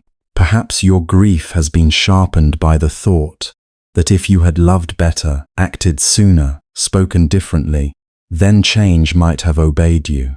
But Dawn over Rajgir says otherwise, not with indifference but with steady honesty. See how the light moves whether or not anyone permits it. See how the mist lifts from the low places in the land. See how bird calls replace the deep hush of night. See how the color of the hills is altered minute by minute. The world is not asking your permission to continue, and it did not ask permission before it changed what you loved. This can sound severe if heard from far away. Yet here, beside the Buddha, it begins to feel strangely relieving. What changed did not change because you failed to control it. It changed because change is woven into the nature of all conditioned things. There is tenderness in that understanding. It loosens the cruel belief that your suffering is proof of personal inadequacy. It softens the private accusation hidden inside grief. I should have stopped this. I should have held it together. I should have been strong enough, wise enough, good enough to keep life from moving as life moves. When that accusation begins to weaken, the heart gains a little more room to breathe. The Buddha teaches impermanence, not to make the world feel empty, but to help the heart live in truth. When we forget that everything changes, we build our peace on unstable ground while pretending it is solid. We ask youth to remain, relationships to remain, moods to remain, even identities to remain. We say mine to a face, mine to a role, mine to a season of life, mine to a moment of happiness. Then, when the current carries these forms onward, we feel not only sadness but betrayal. Yet life did not betray us by changing. Life was changing from the beginning. A flower opening at first light is already participating in its fading. The fading star was already passing, even when it shone. The warmth that will cover the hills by midday is present in the first paling of the sky. So too, every embrace contains parting within it, not because love is false, but because it is lived in time. Every meeting carries the seed of separation. Every beginning carries an ending folded invisibly inside it. To see this is not to darken joy. It is to make joy more honest, more tender, and perhaps more precious. You begin to understand that the deepest pain is often not caused by change alone, but by the heart's war against change. There is the sorrow of losing, and then there is the exhausting struggle of refusing the law by which all things move. One is the clean pain of being human. The other is the added suffering of resistance. One says, this hurts. The other says, this must not be. And that second voice, though natural, can bind grief into knots that tighten for years. The Buddha's compassion rests especially here. He does not condemn the resisting heart. He knows it is frightened. He knows it is trying in its own desperate way to protect what it loves. So his teaching is not a command but an opening. What if, for a moment, you did not force the morning to remain night? What if you did not ask the flower to stay forever in bud or forever in bloom? What if you let the hills receive each changing color without calling one stage acceptable and another a mistake? Could the heart begin, in the same way, to witness its own losses without adding the demand that life reverse itself? This does not erase grief. It does something subtler. It removes some of the hardness around grief. It allows sorrow to become more fluid, more breathable. Tears may still come, but they are no longer fighting the universe. They become an expression of love within change, not a protest against reality itself. Memory may still ache, but it no longer has to serve as a prison in which you try to keep the past alive exactly as it was. You can remember with warmth and pain together, without requiring memory to defeat time. The hills brighten further now. Gold catches on the edges of stone. The coolness in the air retreats little by little, and with it something in your body also begins to unclench. Not all at once, not completely, but enough to feel the difference between holding pain and being held captive by it. The Buddha is showing you that wisdom is not far from tenderness. To understand impermanence is not to move away from love, but to love without demanding that the beloved be exempt from the nature of existence. Perhaps this is the beginning of a different kind of mourning.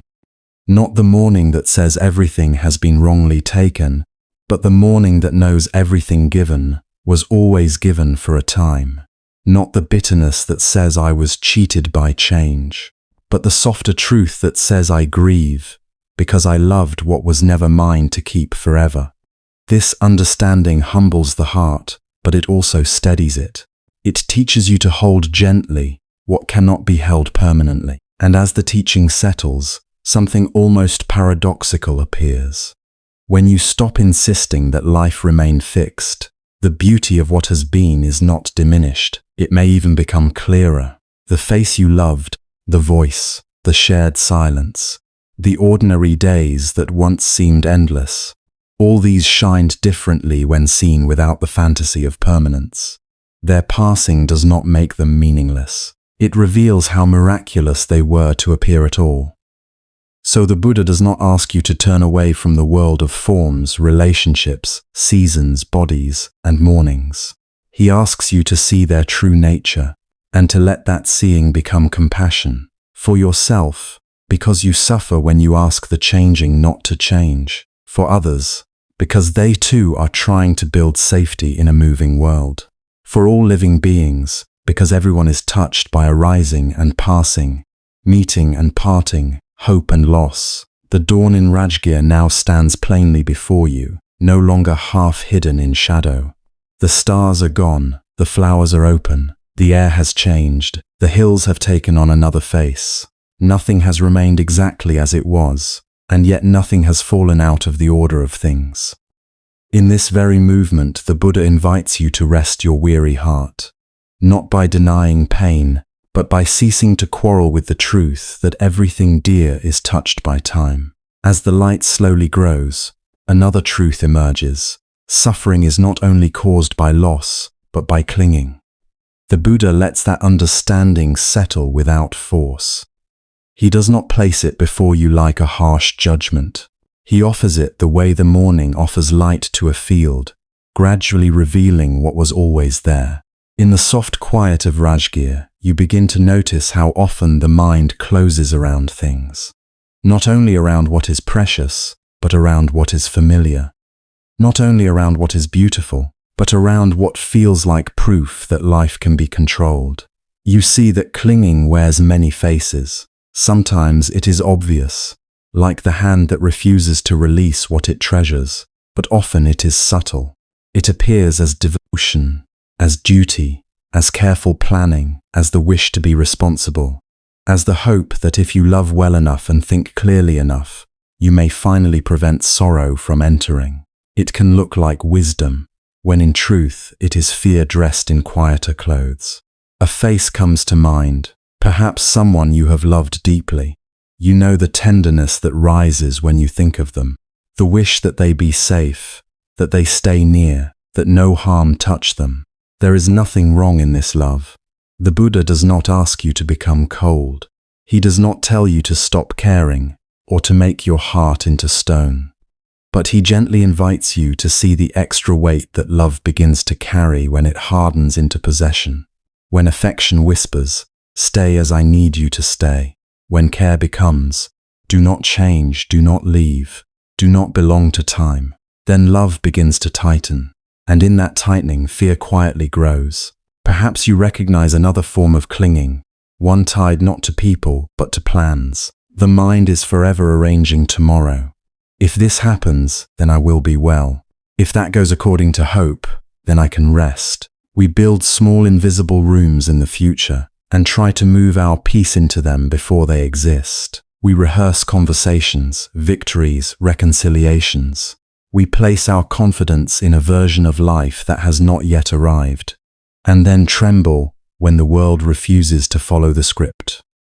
The more tightly we hold the plan, the more fragile the heart becomes. The Buddha's voice remains calm, almost like water running over smooth stone. He is not condemning the making of plans. Human life requires care. It requires thought, preparation, and effort. But there is a difference between planning with wisdom and clinging with fear. One is a tool, the other is a chain. One can be set down when the moment changes. The other cuts into the hand because it cannot imagine release. Then there is the clinging to identity, perhaps one of the deepest and least visible kinds, the quiet insistence. This is who I am. I am the strong one. I am the wounded one. I am the one who succeeds. I am wise. I am broken. I am needed. I am nothing without this role, this story, this name others have given me, or that I have repeated to myself for so long it feels permanent. The Buddha sees how exhausting this can be. To carry a fixed image of oneself through a changing life is like trying to keep a drawing intact while walking through rain. The world keeps touching it. Experience keeps softening its edges. Yet still the mind rushes to protect it. And when identity is threatened, even by something small, suffering rises quickly. A single word from another person can shake us. A failure can feel like the collapse of the self. Aging can feel like betrayal. Being misunderstood can feel unbearable. Not because these things create pain on their own, but because they meet a place in us that has been grasped too tightly. The mind says, I must remain who I have decided I am. But life does not make such promises. Nearby, the morning mist is thinning between the trees. It does not resist the sun. It does not argue with the warmth. It simply loosens, becomes less solid, and drifts. The Buddha's teaching moves in this way, not tearing, not forcing, but softening what was never able to stay fixed. You may begin to notice how much clinging attaches itself to certainty. The mind longs to know. Will this last? Will I be loved? Will I recover? Will I fail? What will happen to those I cherish? What will become of me? The hunger for certainty can become almost constant, a background ache beneath daily life. And because life cannot answer all these questions in advance, the mind invents answers, worries over possibilities, rehearses disaster, grasps at signs, and calls this vigilance. Yet often it is simply the pain of not being willing to stand in the open space of not knowing. The Buddha does not shame this longing. He understands it. To live in a world where bodies age, seasons turn, and every meeting contains the seed of parting is not easy. Of course the heart reaches for something solid. Of course it tries to secure itself. But he wants you to see that the tighter the grip on certainty, the more frightened the mind becomes. Because certainty cannot be kept. Even when it seems to appear, it dissolves almost immediately. One's answer leads to another question. One safe day opens into an uncertain night. The mind that depends on certainty for peace will rarely be at peace for long. And then there is clinging to youth, to the body as it once was, to the face remembered in earlier mirrors, to the quickness of movement, the confidence of strength, the illusion that time had not yet laid its hand upon you, or perhaps the opposite. Clinging to age as identity, to old sorrow, old limitations, old ways of being known. The young may cling to remaining untouched by change. The old may cling to the story change has written. In both cases, the mind grasps at a passing arrangement and says, this must stay or this must define me. But the body is a river, not a monument. It carries every season through itself. Old memories can also become objects of clinging, a golden time that must never fade, a wound that must never be forgiven. a loss that becomes the center of the self, a past joy replayed until it turns sorrowful because it cannot return in the same form, a past humiliation polished and kept alive. The mind sometimes sits beside memory as though beside an altar, offering thought after thought to what has already gone. It hopes to preserve or to correct or to continue what time has already moved beyond. Yet no amount of remembering can make the past arrive again, and no amount of resisting can erase what has been. Imagined futures can bind us just as tightly, futures full of promise, where finally everything will align, futures full of dread where everything collapses. The mind paints both with intensity. It trembles before images that have not happened and may never happen. In this way, it can be held captive by shadows it has cast itself. You can feel how tiring this is, how the heart is pulled backward by memory and forward by anticipation. While the living moment is barely touched, the Buddha's teaching now becomes very tender. Letting go, he suggests, does not mean you stop loving the people you love. It does not mean you become passive, careless, or distant. It does not mean neglecting your responsibilities, abandoning your commitments, or withdrawing from the world.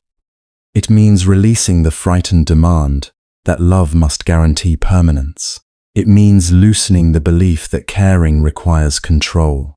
It means opening the hand without closing the heart. An open hand can still hold. It simply does not crush. It can receive what comes.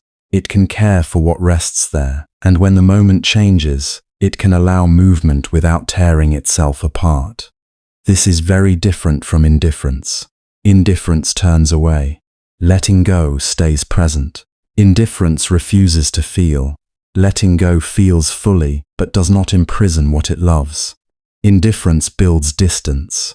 Letting go makes room. Perhaps this truth touches something quiet and aching in you. Maybe you have believed that if you loosen your grip, you will lose what matters.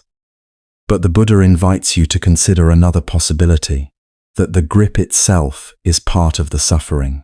That peace may not come from securing every bond, every outcome, every image, every tomorrow.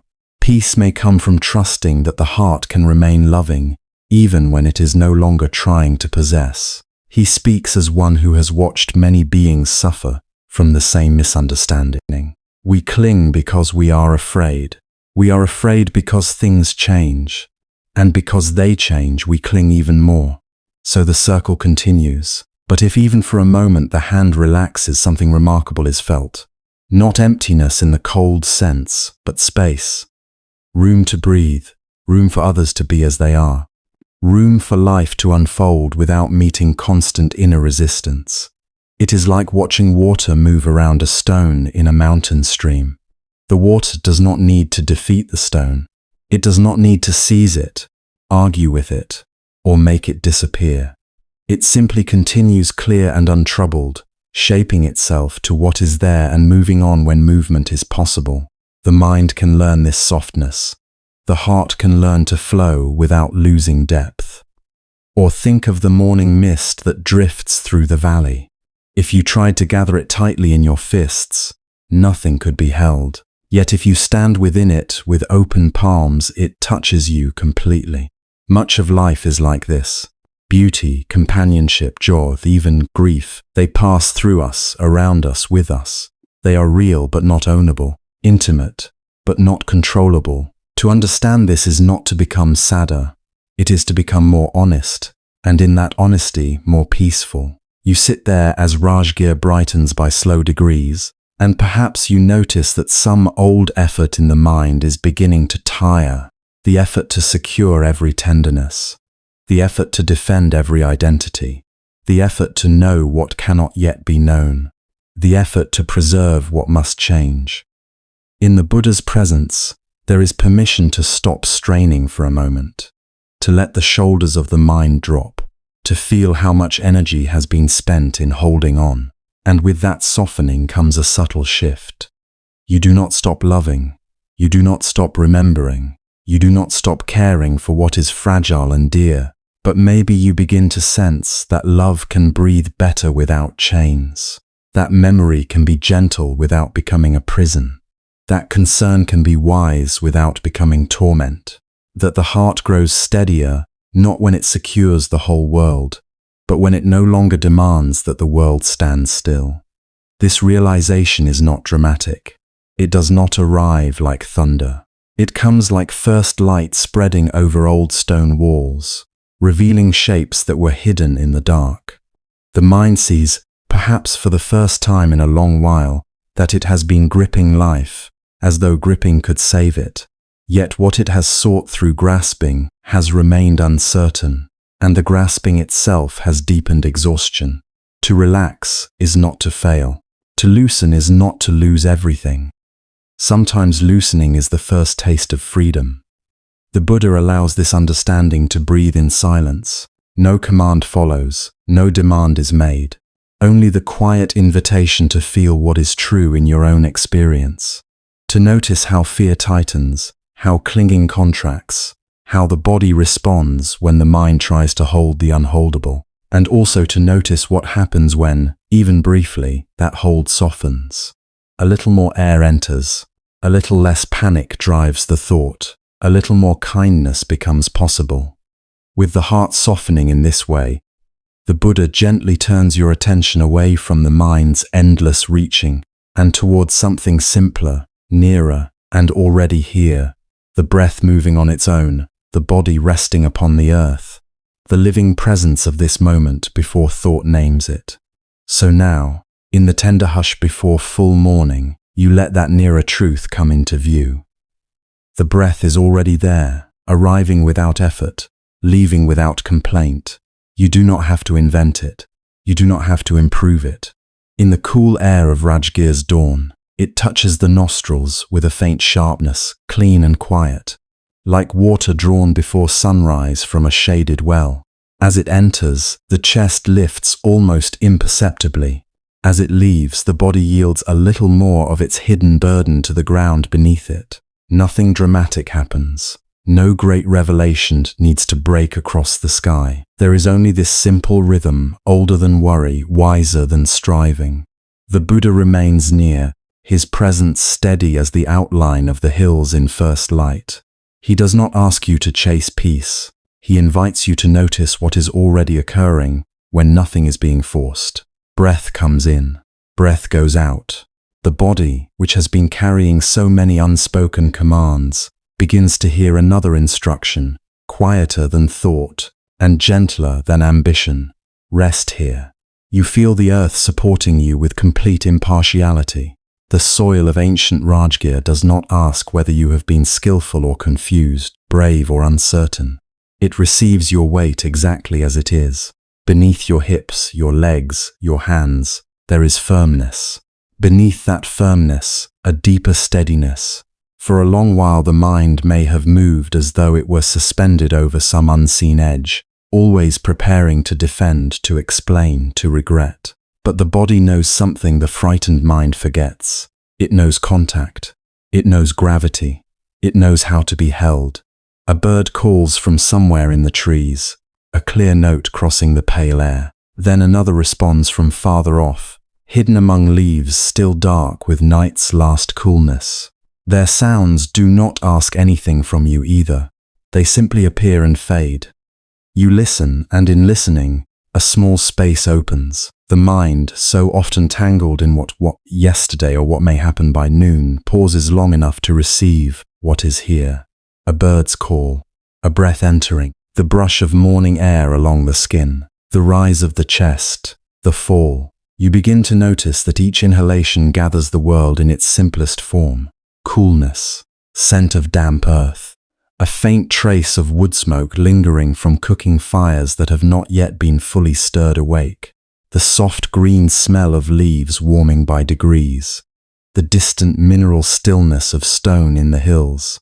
And each exhalation lets something unnecessary move away, not because you are pushing it out, but because the body understands release better than the mind does. It has always understood. The chest loosens, the jaw softens, the belly, if left alone, knows how to settle. Perhaps thoughts still come, of course they do. A remembered face may rise before you, a conversation unfinished, a mistake replayed with the old ache of wishing to reshape what has already passed beyond your hands. Or else the mind may dart ahead, weaving futures as minds so often do, arranging dangers, defenses, hopes, and disappointments before the day has even fully begun.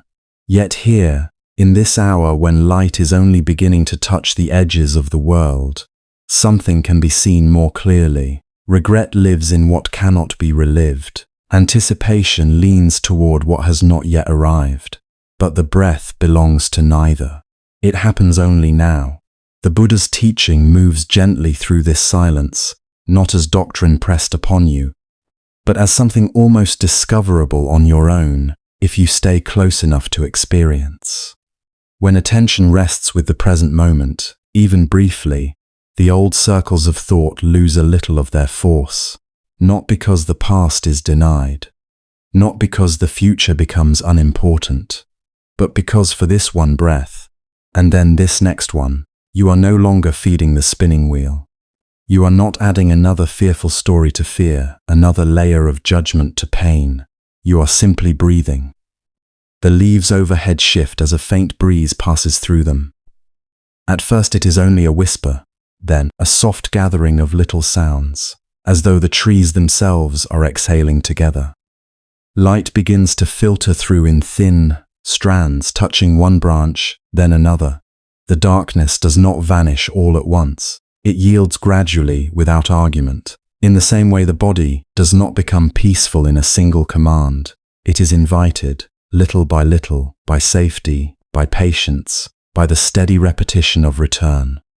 Return to the coolness at the nostrils. Return to the widening and easing of the ribs. Return to the weight of the body meeting the earth. Return to the sounds that come and go without needing to be solved. Somewhere along a nearby path, you hear footsteps, slow, unhurried, perhaps a monk carrying water, perhaps an early villager moving through the waking day. The sound appears, approaches, then fades again into distance. Once, such a sound might have stirred alertness in you at once, prompting the mind to guess, assess, prepare. But now it can simply be another part of morning, a rhythm passing through a larger stillness. You do not have to follow it. You do not have to turn it into a thought. You can let it come and let it go, just as the breath comes and goes. This is how the present moment begins to reveal its mercy. It does not ask you to erase your humanity. It does not demand that you become blank or pure or untouched by memory. It only offers a place where you do not have to be pulled apart by all times at once. Here, the chest rises. Here, the chest falls. Here, a bird calls from the tamarind tree. Here, dry grass catches the first warm edge of sun. Here, your body, so long recruited into the service of worry, is allowed to stand down from its post. You may sense now how many tensions were hidden in places you had forgotten to feel. Around the eyes, at the base of the throat, across the shoulders, where invisible burdens are so often stored. In the hands which may curl slightly as though still holding some task, some fear, some effort left unfinished. Yet as awareness deepens, these places become known not as failures, but as messages. The body has been faithful. It tightened when the mind believed tightening was necessary. It braced when the heart expected pain. To notice this is already an act of kindness. The Buddha does not separate wisdom from tenderness. To see clearly is not to become cold. It is to become intimate with reality without violence. And so the invitation remains gentle. Feel the breath as it moves through a chest that has known sorrow and relief, hope and fatigue. Feel the earth under a body that has wandered, searched, carried, endured. Feel the air touching skin that does not need, in this moment, to defend itself from dawn. The warmth of morning grows slowly more noticeable now. What began as silver light along the edges of leaves becomes a mild gold spreading over stone and path and sleeping grass. The hills around Rajgir emerge in fuller form, their ancient lines no longer hidden in shadow. The world seems to inhale with you, then exhale. In this shared rhythm, the boundary between inner and outer softens.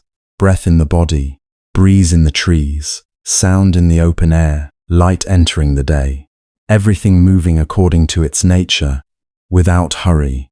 And because the world is no longer being filtered entirely through fear, smaller details come alive. A single droplet hanging from a blade of grass catches the growing light and briefly shines. An insect stirs somewhere near a root.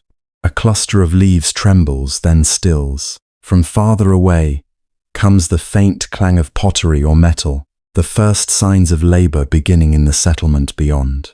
The day will ask things of many people. Meals will need preparing. Roads will be walked.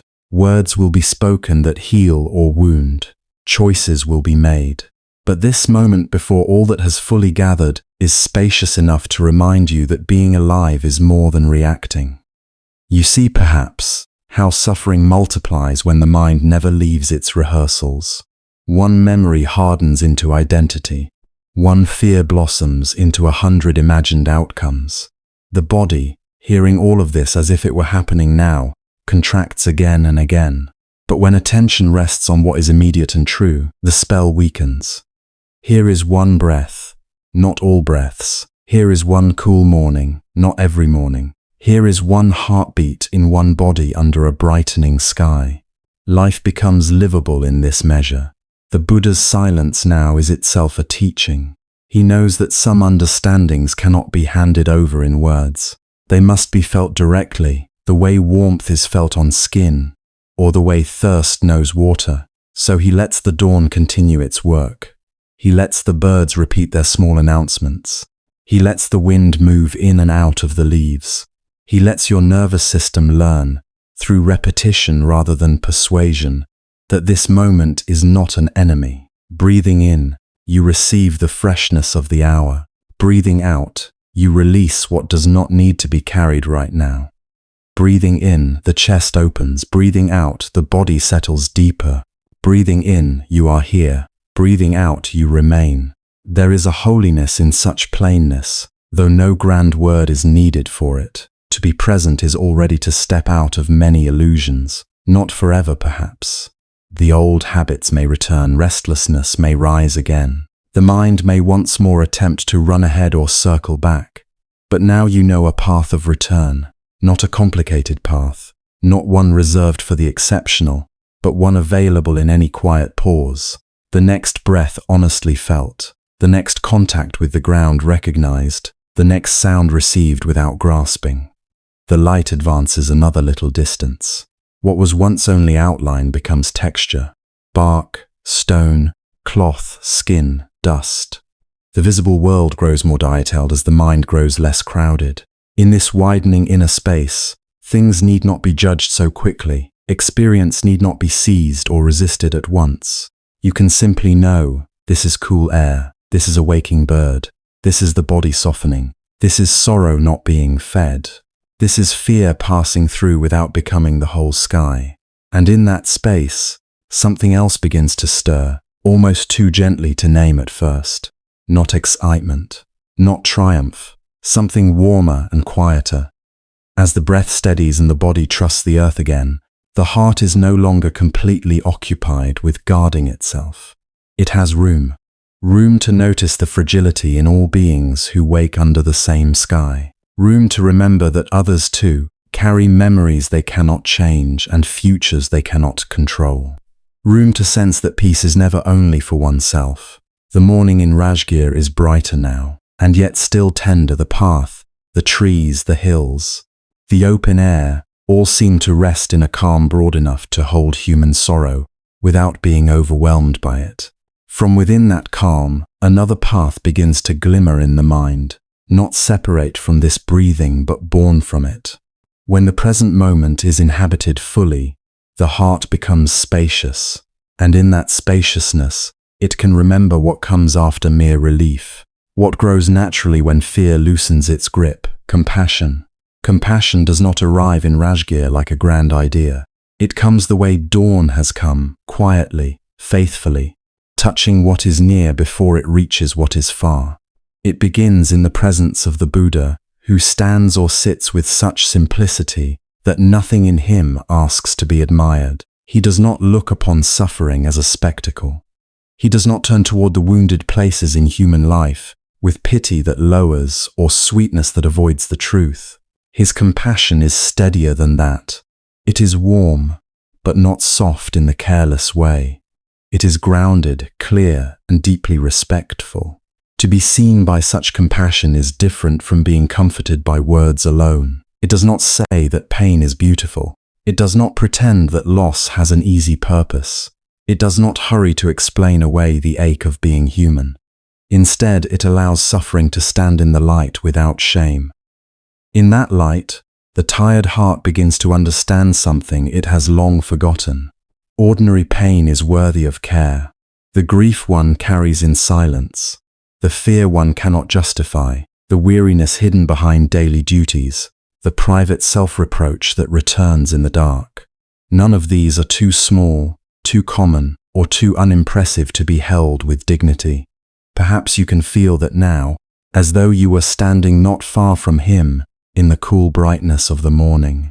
And for once, there is no need to prove how much you have endured. No need to make your sorrow dramatic in order for it to matter. No need to compare your wounds with the wounds of others. The Buddha's way of seeing does not rank suffering. He understands that the heart can be burdened by what the world notices, and by what it never sees at all. A harsh word remembered for years, a kindness lost too soon, a hope that quietly failed, a long season of carrying on while no one knew how heavy it had become. These, too, belong within compassion. And because his compassion is so free of sentiment, it does not weaken the one who receives it.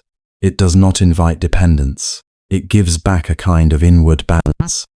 It says, without needing many words, that pain is not a personal failure. Exhaustion is not a moral flaw. The trembling of the heart is not proof that one is less wise, less worthy, less strong than others. Human beings suffer because life changes, because love attaches and loses, because memory lingers, because the mind fears what it cannot secure. This is not disgrace. This is the shared condition of being alive. As this understanding settles, something subtle may begin to shift within the character you have been following.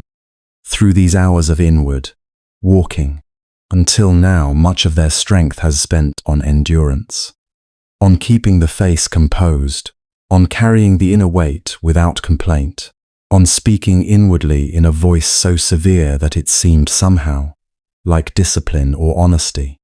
But in the presence of true compassion, that inner voice can finally be heard for what it has often been. Not wisdom, but harshness. Not clarity, but punishment. How many times has the heart believed that if it were stricter with itself, it would suffer less? If only it judged itself sharply enough, perhaps it would not make another mistake. If only it refused its own weakness, perhaps it would become strong. If only it denied its own longing, perhaps disappointment would lose its power. Yet this bargain has never truly brought peace. It has only made pain lonelier. The original wound may have come from loss, fear, or uncertainty, but the mind's relentless hardening around that wound has deepened it. What was first sorrow became also accusation. What was first weariness became also shame. This is difficult to admit, because self-harshness often disguises itself as responsibility. It can feel noble to demand more from oneself, to never excuse one's own hurt, to push onward with clenched resolve. But beneath that discipline, there may have been a quiet refusal to offer the very kindness one would never withhold from another tired person. The Buddha's compassion does not condemn this habit either. Even that harshness is understood as something learned from fear. The mind thought it was protecting the heart by becoming severe. It thought vigilance could prevent future pain. It thought tenderness toward oneself might lead to carelessness or collapse. But look more closely. Has severity truly protected you? Or has it kept old suffering alive long after the moment itself had passed? Has it not made the body tense before the day has even begun? Has it not turned memory into a court in which the same case is tried again and again always, with the same merciless judge? Has it not taught the heart to expect little mercy from the world because it receives so little from within? These questions are not asked to wound. They are asked with the same gentle honesty as the morning light moving over stone and branch and worn paths. They ask only for truth. And if the truth is that you have been harder on yourself than your pain ever required, let that truth be received without further blame. There is no need now to be ashamed of having been ashamed. No need to create another layer of suffering by judging the old defenses. They arose because the heart wanted to survive. They are tired now. They can be thanked and slowly set down. The Buddha's compassion seems to understand this before the character does. It rests nearby, patient as the hills around Rajgir, never forcing change, never withdrawing because the heart is slow to trust. In that patient field of understanding, perhaps the character begins, almost reluctantly, to attempt a new way of meeting their own experience, not with indulgence, not with dramatic self-forgiveness, simply with less vile inside. Maybe it sounds like this inside: it is difficult, and I do not need to add cruelty to it. Or this: I have carried much in silence. No wonder I became weary. Or even this: I was trying to protect myself the only way I knew. Such thoughts are humble, but they loosen something. The chest does not have to stay armored every moment. The breath can move without passing through so much judgment. The body, hearing this gentler tone, may begin to soften in places it has long kept braced. A person can live many years without realizing how exhausting it is to be treated harshly by one's own mind. And so the first taste of self-compassion often feels strange, almost undeserved. Yet it is not a reward one must earn. It is a natural medicine for the burden of being human. Around them Rajgir continues waking. Somewhere a door opens. Somewhere feet move over packed earth. Somewhere water is lifted. Grain is gathered. Cloth is shaken into the air.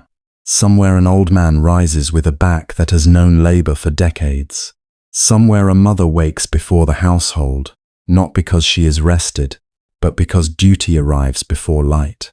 Somewhere a child stirs from uneasy dreams. Somewhere a merchant counts hopes alongside worries. Somewhere a widow touches the memory of a name she can no longer speak aloud without pain. Somewhere a young monk wrestles with distraction and doubt, wondering if the mind will ever become peaceful. Somewhere someone laughs. Somewhere someone hides tears. The city is full of these unseen interiors. From a distance, Rajgir might appear as walls, roads, courtyards, smoke, fields, people moving from one task to another. But each figure carries a world.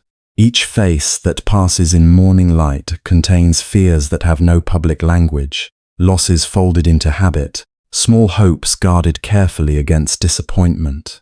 Many will smile and still be lonely. Many will work and still be grieving. Many will seem ordinary while enduring private storms no one around them suspects. To sense this is not to become overwhelmed. True compassion does not drown in the suffering of others. It widens the heart without tearing it open. The character begins to see that they are not the only one who has awakened with a heaviness difficult to explain. They are not the only one whose mind revisits what cannot be undone. Not the only one whose strength has worn thin in places no one can see. Loneliness begins to change when suffering is no longer imagined as a private defect but recognized as a human bond. And with that recognition, the heart's self-protection may loosen by 1 degree more. Not because the world has suddenly become safe in every way, but because separateness is no longer the whole story. There is a deep tenderness in realizing that all around you are people who are trying, in their own imperfect ways, to make it through another day of uncertainty. Even those who seem difficult, even those who speak too sharply, even those who appear distracted, guarded, proud, restless, or cold. Their actions still carry consequences, and wisdom still requires discernment. Yet compassion can see beneath behavior to burden.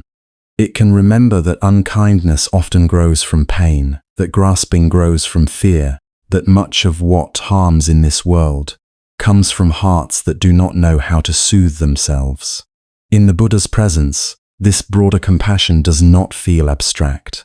It becomes almost tactile, like warmth spreading through chilled hands.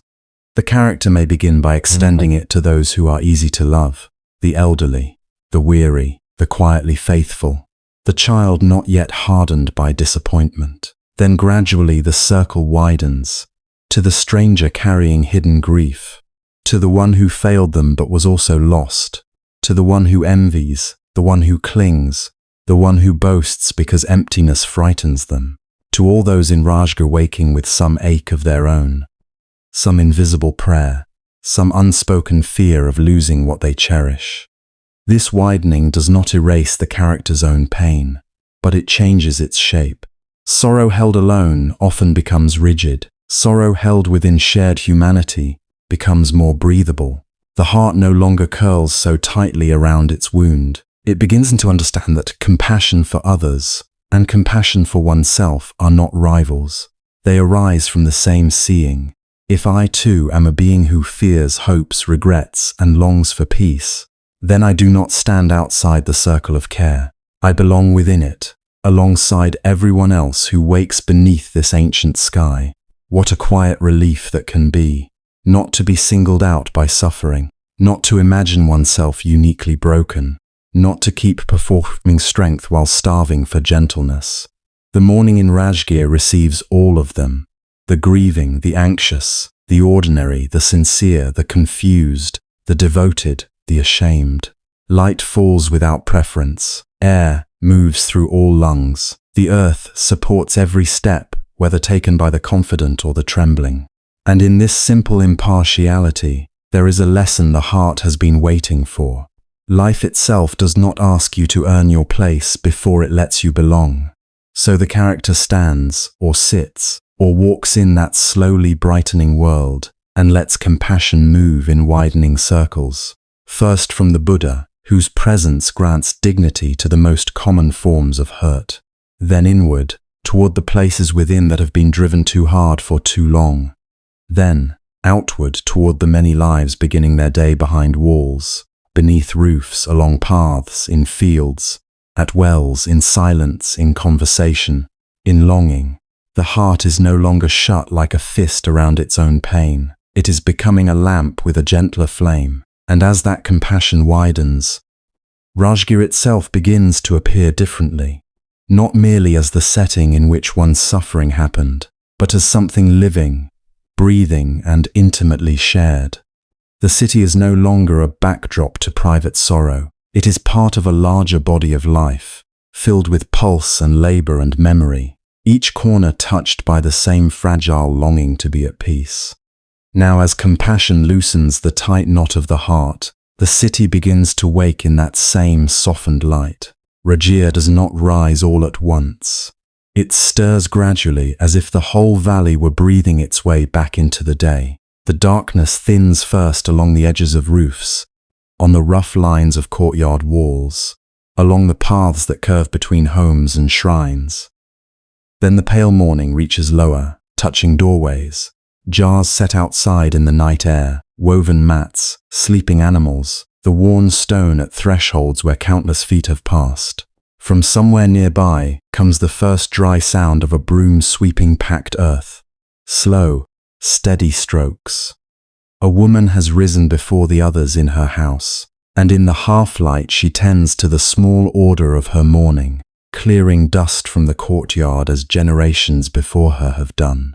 Not far away, another door opens, wood against wood, and a man's stout rapped against the last chill, pausing for a moment to look east before beginning his tasks. There is no haste in these first movements. They belong to a world that understands dawn, not as an alarm, but as an arrival. Thin threads of smoke begin to lift from cooking fires, blue-grey in the cool air. At first they rise almost straight upward, delicate and nearly transparent, then bend gently as the faintest breeze moves through the lanes. The scent of grain warming, of damp wood catching flame, of clay ovens breathing heat into the morning, spreads little by little through the waking city. Somewhere rice is being rinsed. Somewhere lentils are being sorted in a bowl by quiet fingers.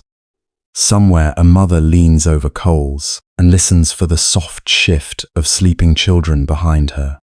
The hills around Rajgir, which had stood in darkness like great patient witnesses, now receive the day along their highest ridges.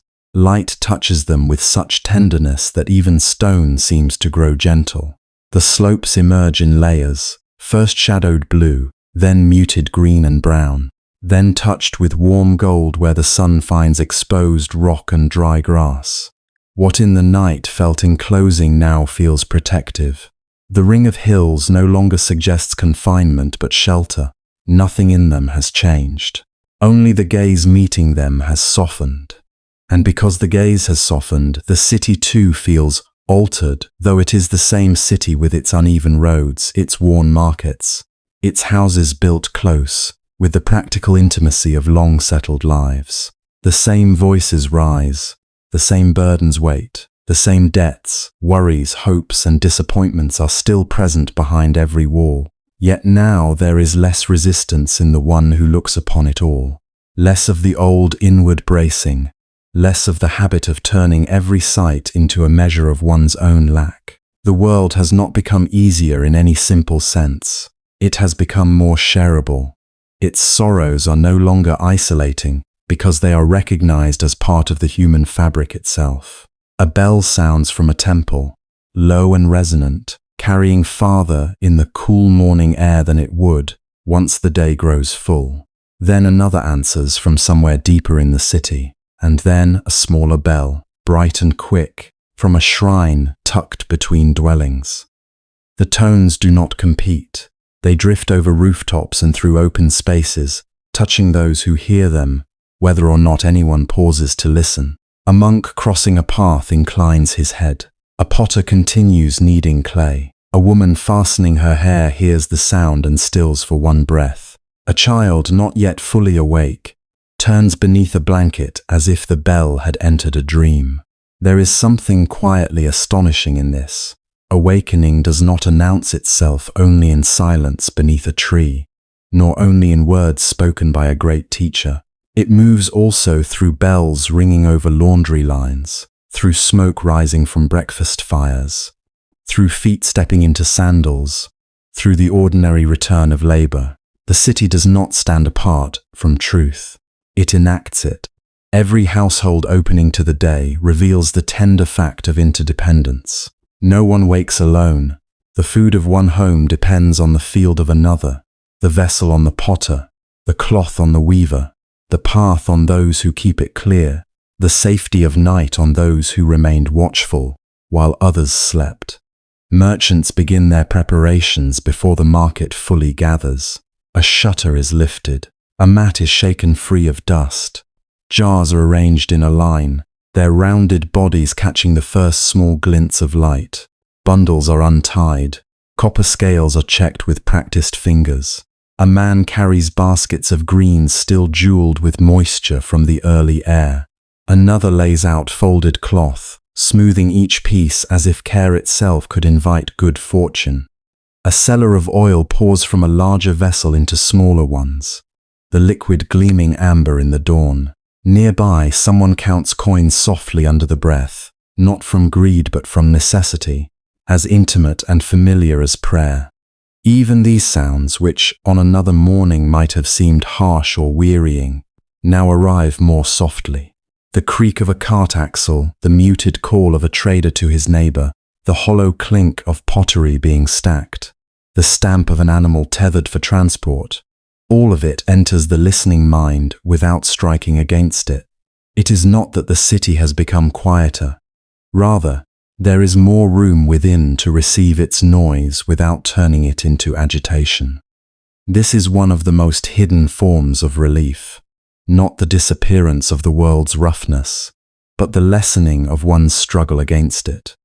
Children begin to stir in homes where the fires are already lit.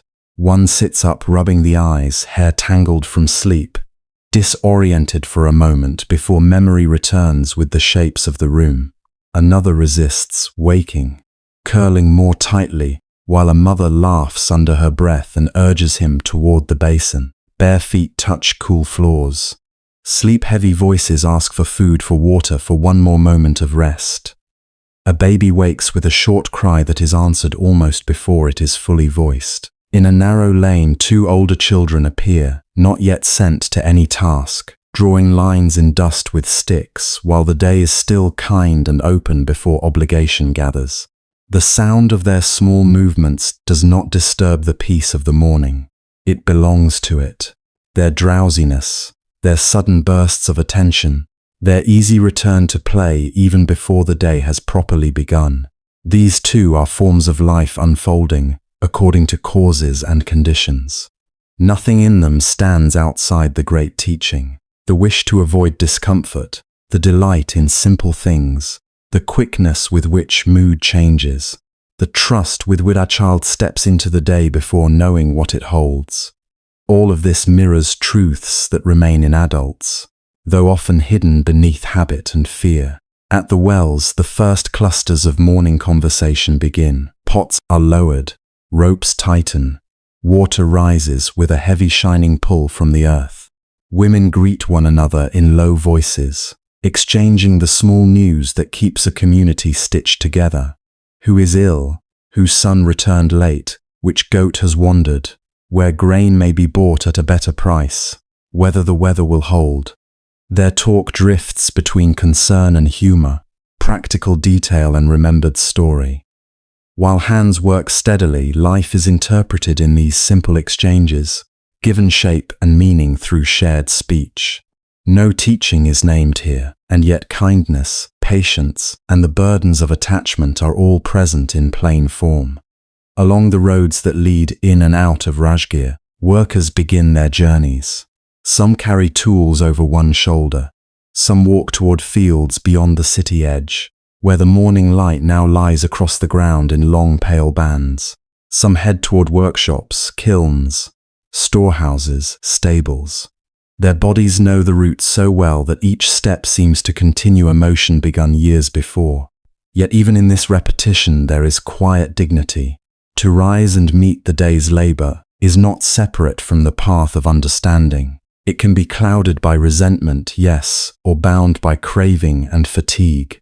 But it can also become a place where attention deepens, where humility ripens, where one sees directly the impermanent nature of effort and reward. A man adjusts the yoke across his shoulders and feels the old ache there. Today the ache is still real, but it does not seem like a private punishment. It is one note in the shared music of embodied life. A woman carrying water pauses to straighten her back and look at the hills now brightening above the city walls. Her work remains demanding, but for one breath she stands in simple awareness, neither rejecting the burden nor making a story around it. The breath enters, the breath leaves. Morning continues. Such moments are small enough to be missed, and yet they are the very substance from which a wiser life is made. The birds, too, add themselves to the day. Sparrows scatter from eaves. Crows call from walls and trees with their blunt, undeniable voices. Higher above, unseen at first, another bird sends down a clearer note that seems to thread the spaces between rooftops. The sky lightens further, from pearl to washed gold, and little by little shadow withdraws from the narrowest alleys. Pots left outside reveal their color. Fabrics show their faded reds and earth browns.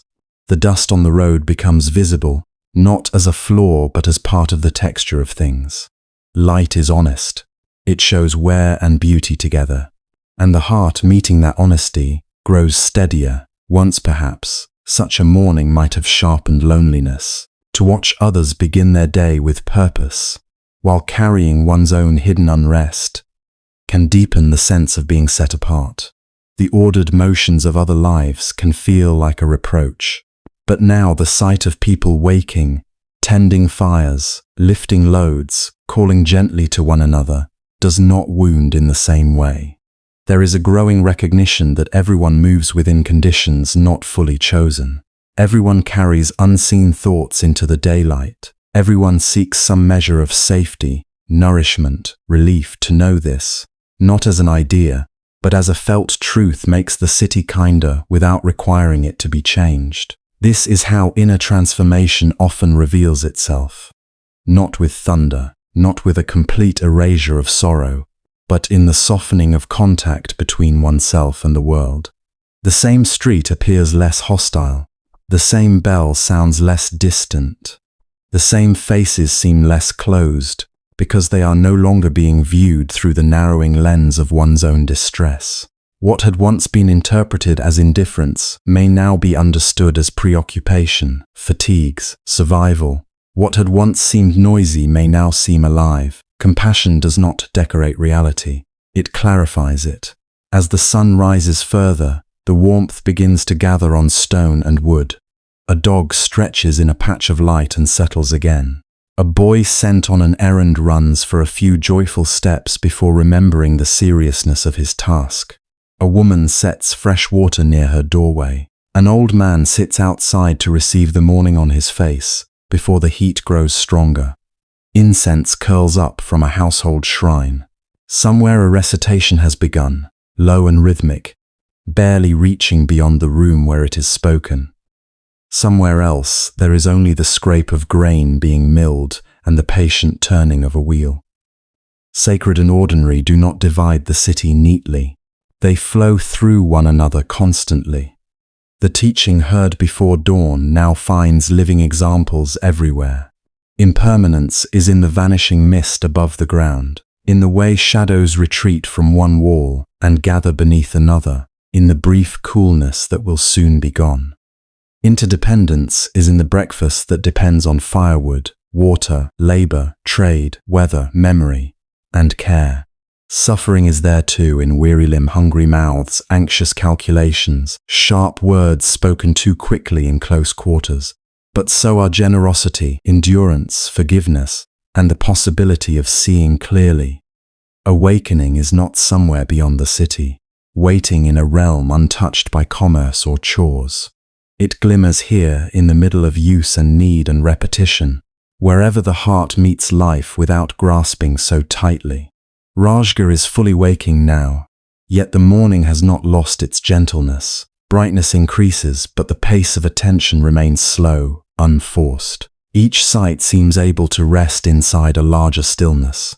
The city's pulse is more evident, and with it comes a quiet gratitude simply to witness. Not to possess, not to judge too quickly, not to turn away, but to behold this shared human world as it is, imperfect, striving, tender, transient. And in the midst of this waking city, with bells fading into work sounds and sunlight settling across the hills, the Buddha's teaching begins to settle more deeply as well, not as something separate from morning life, but as the hidden wisdom moving through it all. The teaching does not arrive all at once. It does not descend like a command from the hills, nor strike the mind with the force of some sudden certainty. It gathers quietly, the way morning gathers over stone and field, touching one surface, then another, until what seemed separate begins to belong to a single light. Standing within the life of Rajgir as it unfolds, the listener begins to understand that peace is not waiting at the far end of control. It is not the reward for arranging the world into perfect safety. It begins, perhaps, much earlier than that. It begins in the moment one grows too tired to keep demanding that life promise what it has never promised. There is a kind of exhaustion that does not come from labor alone. It comes from the endless inner negotiation with uncertainty.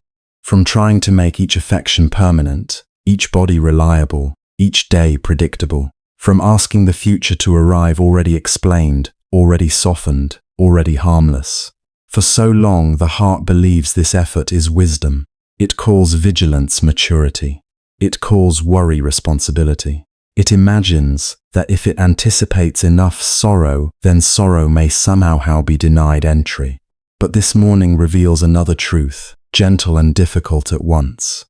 No amount of tightening can make the world stop changing. No amount of fear can turn what is fragile into what is fixed. The old walls of Rajgir know this. The worn steps know it. The market stalls opening one by one know it.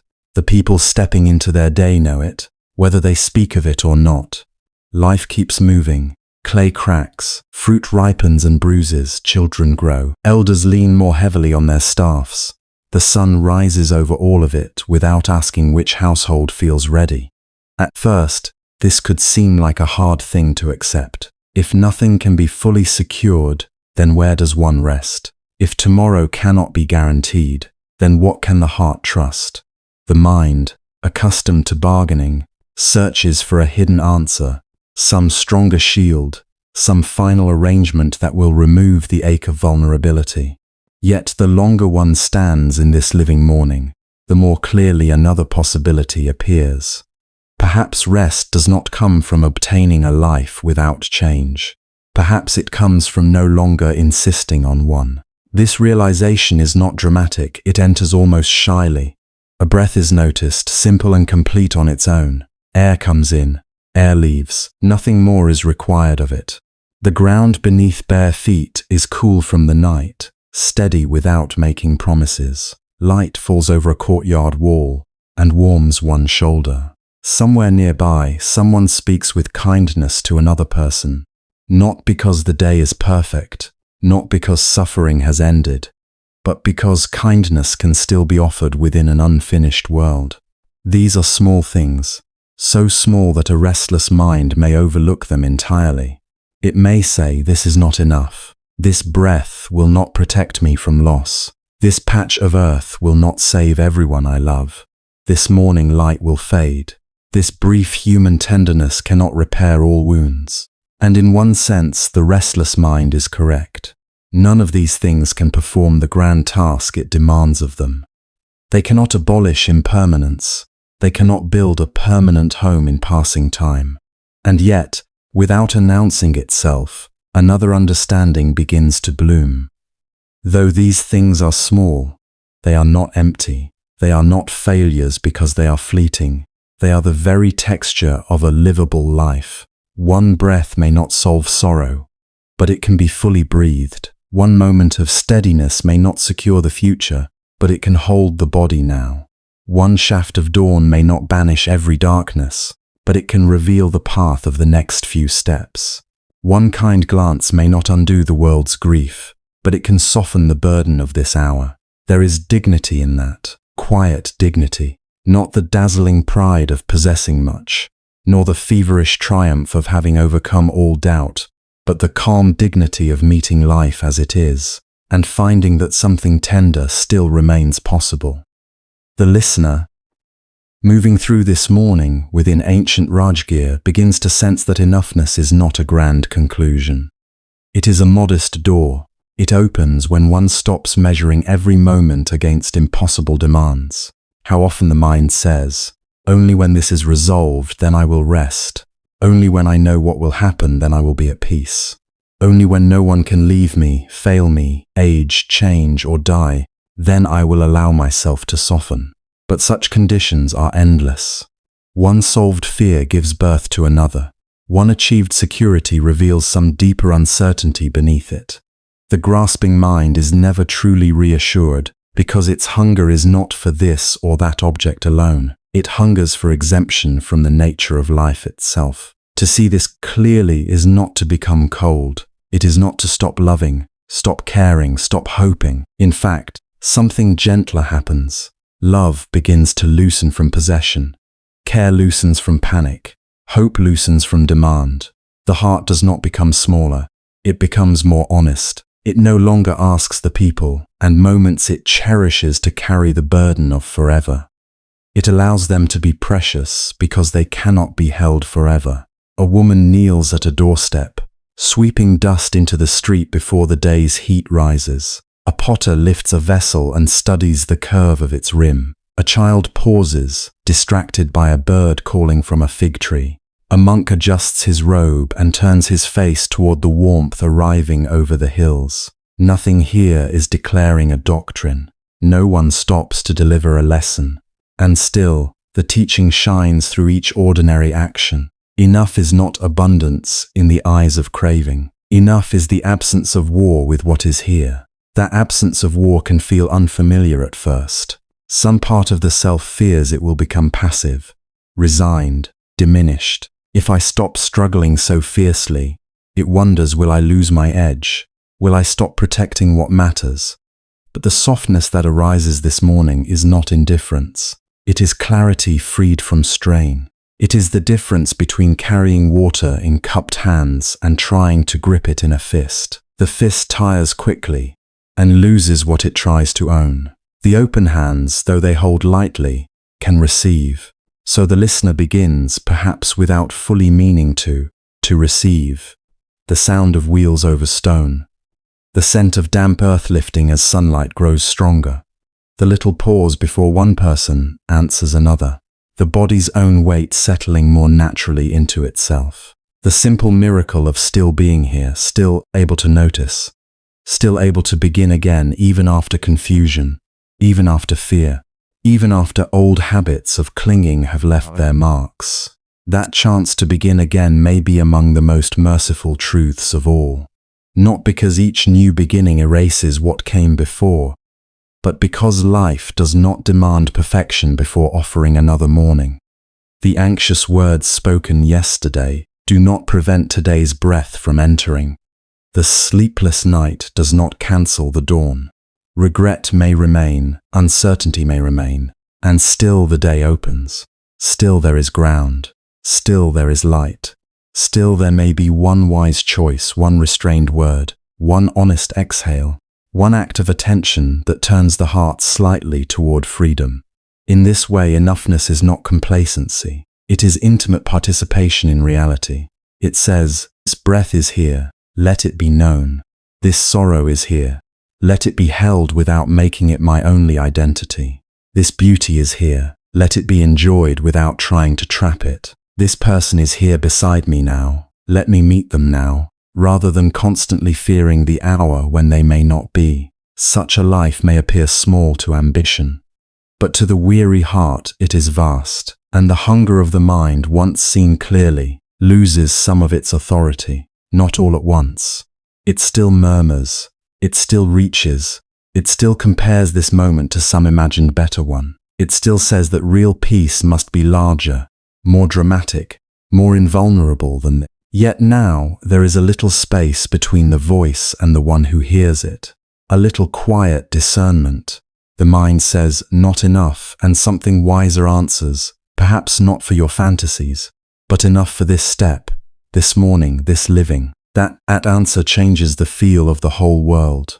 The city remains imperfect. There are still illnesses, misunderstandings, debts, losses waiting beyond sight. The body remains mortal. Parting remains part of love's cost. Nothing essential about impermanence has been cancelled. And still, because the demand for total protection has softened, the heart no longer stands before life as before an enemy. It stands before life as before a river, moving ungraspable, sometimes cold, sometimes glittering, always beyond command, yet capable of being entered. Perhaps that is why the morning in Rajgir feels so full without seeming crowded. Everything needed for this understanding has been present all along. The hills that endure and erode, the city that stirs and labors, the silence beneath the sound within the silence, the body breathing without applause, the earth carrying every footstep without complaint, the ordinary kindness that appears, disappears, and appears again. None of it says, you are safe forever, but together it says something equally precious. You are here now, and now can be met. To be here now is no small achievement for a mind trained in elsewhere in memory, where old wounds replay themselves, elsewhere in the future, where imagined dangers multiply like shadows at dusk, elsewhere in comparison, where another life always seems more secure, more meaningful, more complete. The return to here is quiet work. It asks no performance. It asks only willingness. Willingness to stop arguing with the fact of transience long enough to feel the life that transience is carrying, and what is felt when one truly pauses. Not just sorrow, not just uncertainty, Also the astonishing tenderness of being alive among other lives that are equally passing, equally vulnerable, equally worthy of gentleness. The people of Rajgir do not awaken into a perfect world. They awaken into the same fragile human condition that has always existed. Yet in that shared condition, there is room for patience, for restraint, for compassion, for enough. Not enough to satisfy greed, enough to steady the soul. The teaching settles deeper because it asks for less theater and more sincerity. No heroic escape, no hidden gate through which one leaves all vulnerability behind, only this humble transformation, the loosening of the demand that life be other than life. From that loosening comes space, from space comes breath, from breath comes a little ease, and from ease sometimes comes the surprising discovery that what one has been chasing through fear may have been quietly available in simplicity all along. A place to stand, air to receive, light to witness, a heart still capable of kindness, a mind not entirely silent, but no longer obeyed in all its alarms, a day not guaranteed yet freely given. In such things, the listener recognizes a form of wealth that cannot be stored, and therefore cannot be stolen in the usual way. It can only be overlooked. It can only be refused by the one who insists that only the permanent deserves reverence. But this morning teaches otherwise. The fleeting deserves reverence precisely because it is fleeting. The ordinary deserves attention precisely because it is where life is actually lived. And enough deserves trust not because it flatters desire, but because it frees the heart from slavery to more. So a new softness appears, not weak, not careless, but deeply steady. It does not claim to understand everything. It does not pretend there will be no more grief. It does not ask the road ahead to reveal all its turns. It simply rests for a moment in what has already been given, and in that resting finds a quiet strength, breath ground, morning light, kind attention, the chance once again to begin. With this new softness in the heart, the coming departure is no longer felt as a breaking away from what matters, but as a continuation of what has already begun. And still, when the moment truly arrives, the body knows how to grieve. There is a small tightening in the throat, a reluctance in the hands, a wish, simple and childlike, to remain just a little longer in the shelter of this presence, in this quiet space where nothing needed to be performed, where no wound had to be hidden, where even confusion had been allowed to sit down and rest. It is one thing to understand that all meetings part. It is another thing to feel the truth of that understanding pass through the chest like a tender ache. The air has changed while these inner shifts have been taking place. Morning is no longer only a hint behind the hills. It has begun to gather strength. The darkness that once seemed so complete has thinned into blue, then silver, then pale gold along the edges of stone and leaf. Somewhere beyond the nearby trees, birds are waking more fully now. Their calls no longer sound like isolated notes in the distance, but like threads joining into a larger fabric of day. Rajgir is stirring. The world is moving onward, and so must this one life. The thought comes without harshness. It does not drive, it does not command. It simply stands there, clear and unadorned. One cannot remain forever in the hour of listening, however blessed that hour may be. Even sacred stillness must eventually be carried into footsteps, into roads, into duties waiting beyond the grove. There are families to return to, unfinished sorrows, difficult faces, hungry needs, old habits that may rise again before noon. There are memories that will sting, fears that will revisit, and ordinary moments in which the heart may once again forget what it has touched here. That knowledge could once have felt discouraging. Now it feels honest, for perhaps the deepest comfort is not the promise that pain will never return. Perhaps the deepest comfort is finding that pain need not be the only voice within. It may still knock at the door, yes. It may still enter and sit heavily by the fire, but it no longer arrives as a ruler claiming the whole house. Something else has awakened here beside it, a witness, a patience, a gentler way of holding what hurts. The one preparing to leave feels this, not as a grand revelation, but as a difference in balance. The burden has not vanished. The story of the burden has not even ended. What has changed is the horizon around it. Sorrow is still present, but it is no longer mistaken for the whole sky. Worry still moves in the mind, but it no longer seems identical with truth. Even loneliness, when it returns, may not appear with the same absolute authority. There is now the memory of another dimension within experience, quieter and wider, where each feeling can be known without becoming a prison. In the presence of the Buddha, this understanding has not been handed down like a treasure from one person to another. It has been pointed to, uncovered, made undeniable through simplicity. No spell has been cast. No pain has been erased by miracle. Instead, the heart has been gently taught where to place its feet. And now comes the human sadness of leaving the teacher who helped reveal this. The eyes lift. The face of the Blessed One is calm, neither clinging nor distant. There is no trace of possession in him, no encouragement of dependence. He does not ask to be admired from afar while life remains untouched. His compassion has always moved in another direction. He has met suffering in order to help others meet it more wisely. He has offered refuge, not so that people may hide forever, but so they may discover the courage to return to their lives with clearer minds and softer hands. To sit near such a presence is a blessing. To rise from it can feel almost impossible. And yet, in that very impossibility, another teaching quietly appears. If peace were available only here, only before this face, only in this protected hour, then it would not truly be freedom. It would be another beautiful condition to cling to, another fragile arrangement to fear losing. But the peace touched here is asked to travel. It must find its way into dust, into noise, into memory, into fatigue. It must walk beside the very troubles from which one once hoped to escape. Perhaps the Buddha sees this struggle before any words are spoken, for his final guidance comes with the ease of water poured into a waiting cup. Remember the breath.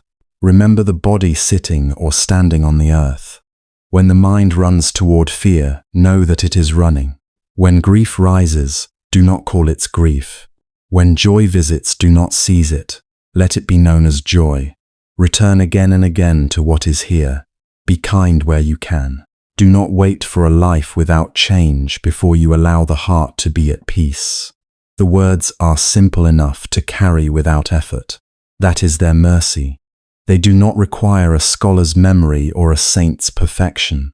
They can be remembered while drawing water, while walking a stony path, while waking in the middle of the night, with old thoughts pressing close. They can be remembered in a marketplace, in a sick room, in the uneasy pause after angry speech. They ask for no grand ceremony. They ask only to be practiced, and because they are simple, they enter deeply. The one listening feels them settle inward, not as commands, but as companions. Remember the breath. Already the chest softens. Remember the earth beneath the body. Already the spinning of the mind loses some of its force. No fear as fear, no grief as grief. Already there is a little space between experience and the hand that grasps at it. Return to what is here. Be kind where you can. In these few directions is a whole path, portable as breath, intimate as awareness itself.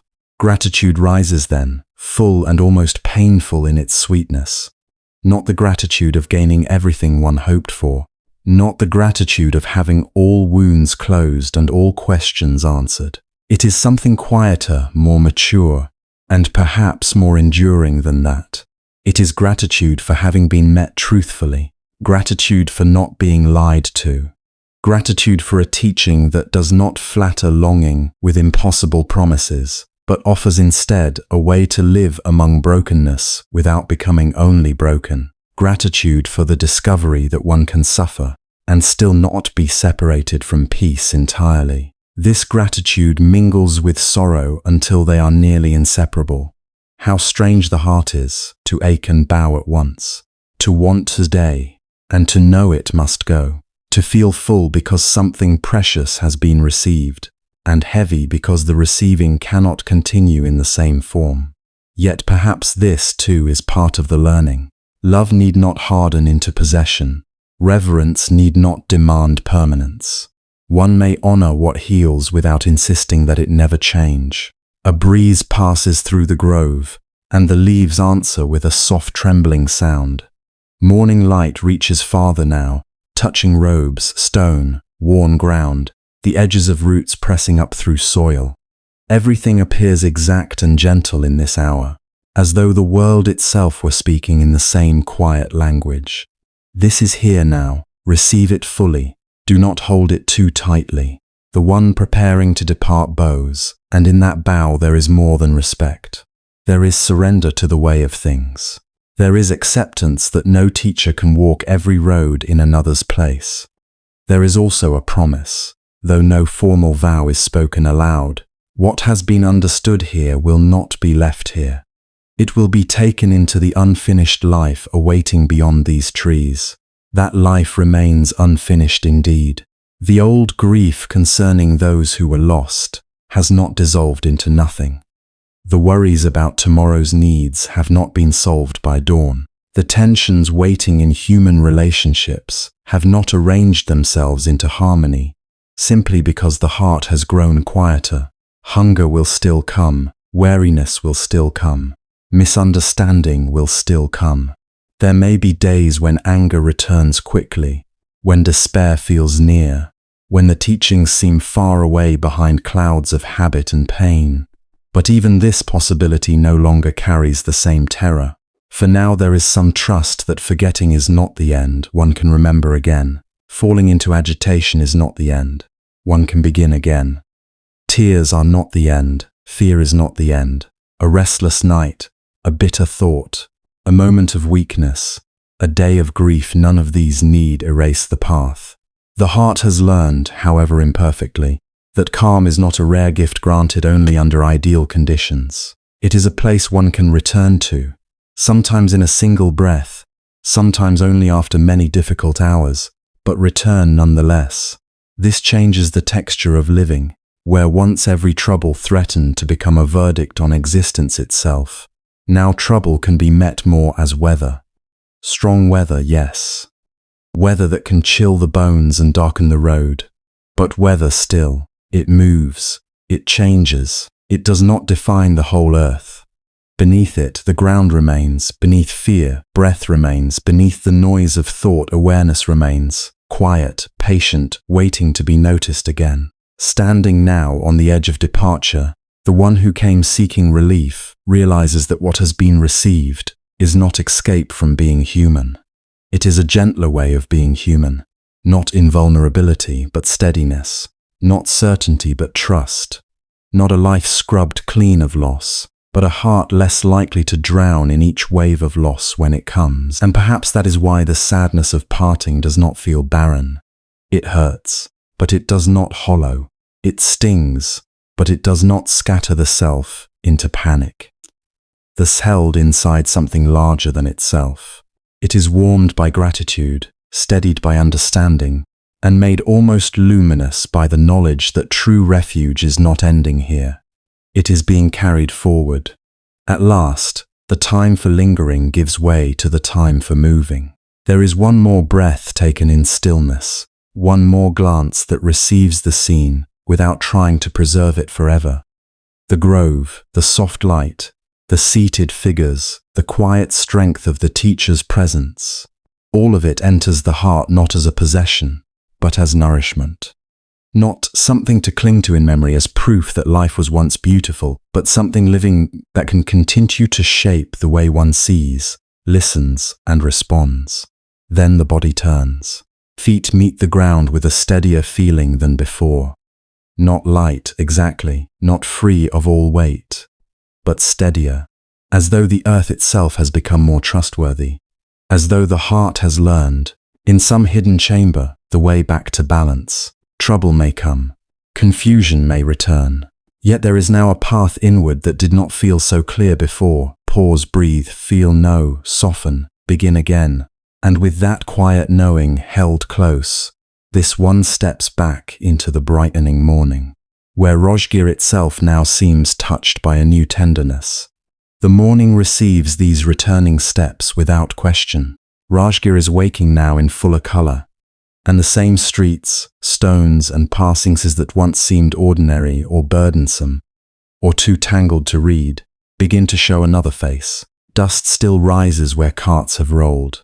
Clay walls still hold the marks of weather and years. A dog stretches in the shade of a doorway.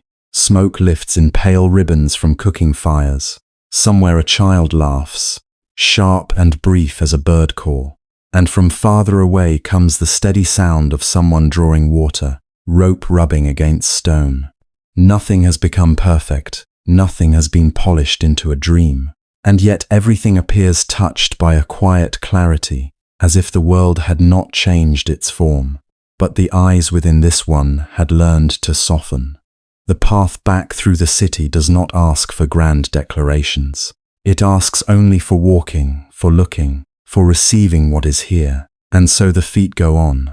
A narrow lane opens between worn walls, and sunlight spills across it in broken shapes through leaves overhead before. Such a passage might have been crossed without notice. Mind already ahead, already crowded with unfinished worries, with old conversations, with the ache of trying to keep hold of what cannot remain. But now even this simple play of light on stone lingers for a moment in awareness. The brightness rests on one side of the wall, then slowly moves as the sun climbs, already changing, already leaving the shape it just made. And instead of stirring sadness, the change feels almost tender. This too passes, the heart remembers. Not as a threat now, not as a theft, but as the nature of things. A woman steps out from her doorway carrying a basket against her hip. Her face is lined with years, her pace practical, her attention on the day ahead. She passes close enough for the faint scent of sesame oil and wood smoke to follow her. Once, she might have been no more than part of the blur of morning life, another figure moving through the edges of thought. But now there is a small pause inside.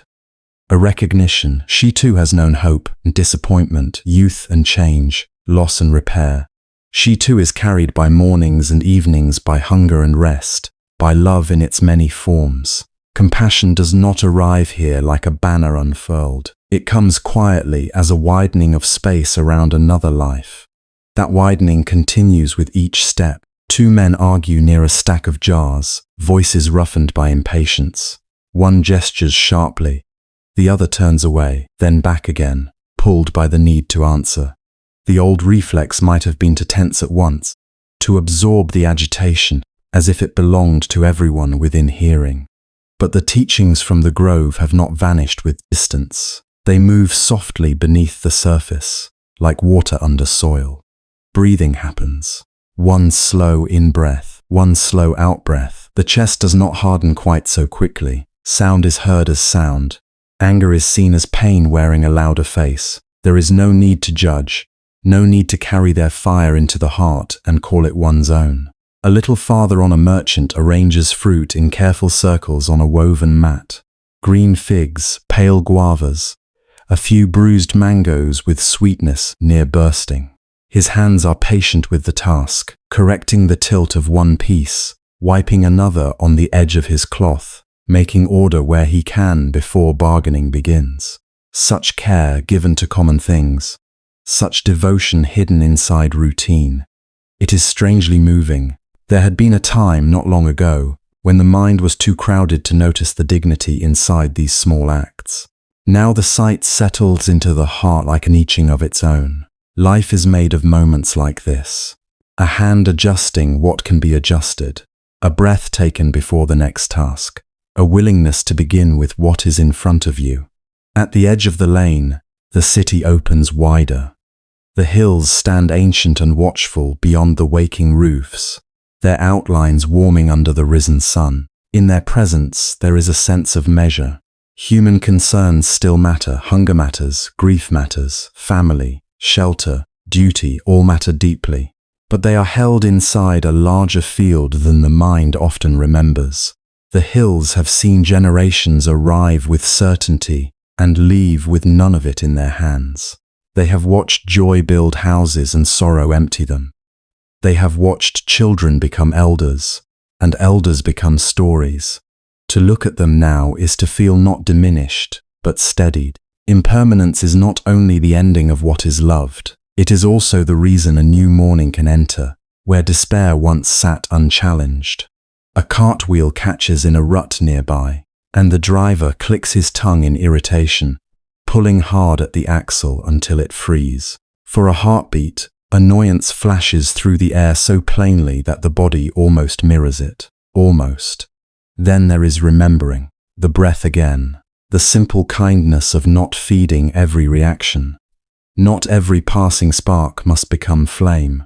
This is what has changed, perhaps more than anything visible, the small space between what arises and what is done with it. In that space there is room now, room to choose softness over haste, room to let a feeling move through without building a home from it.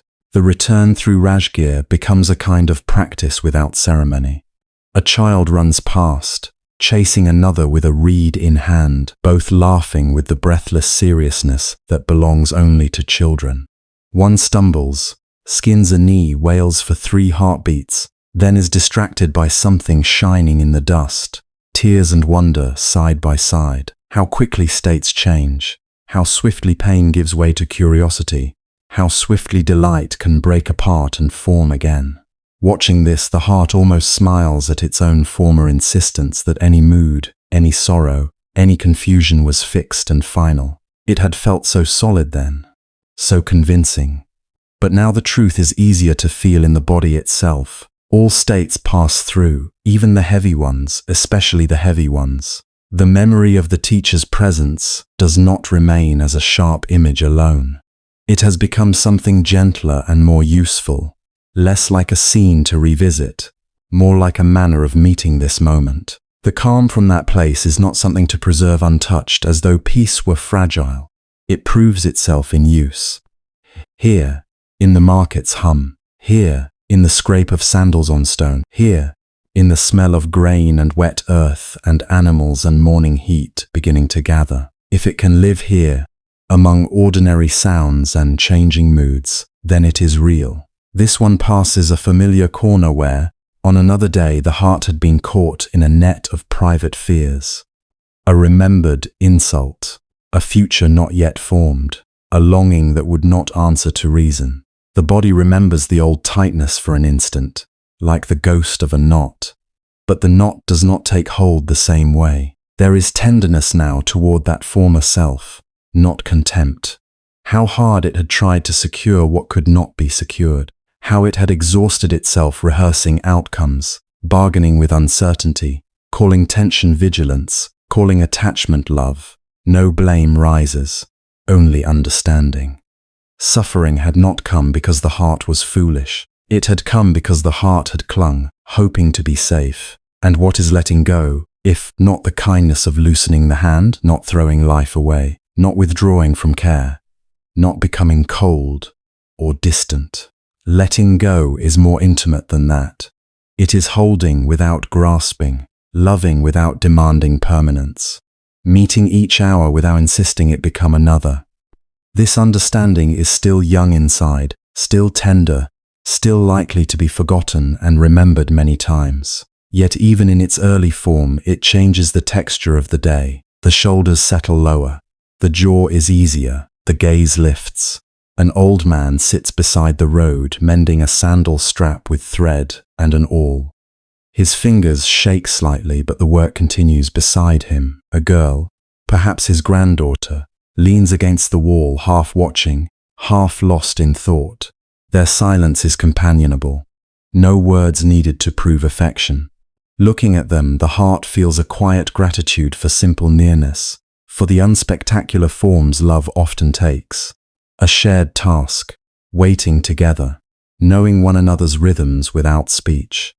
How much of life's goodness goes unnoticed when the mind is always reaching elsewhere?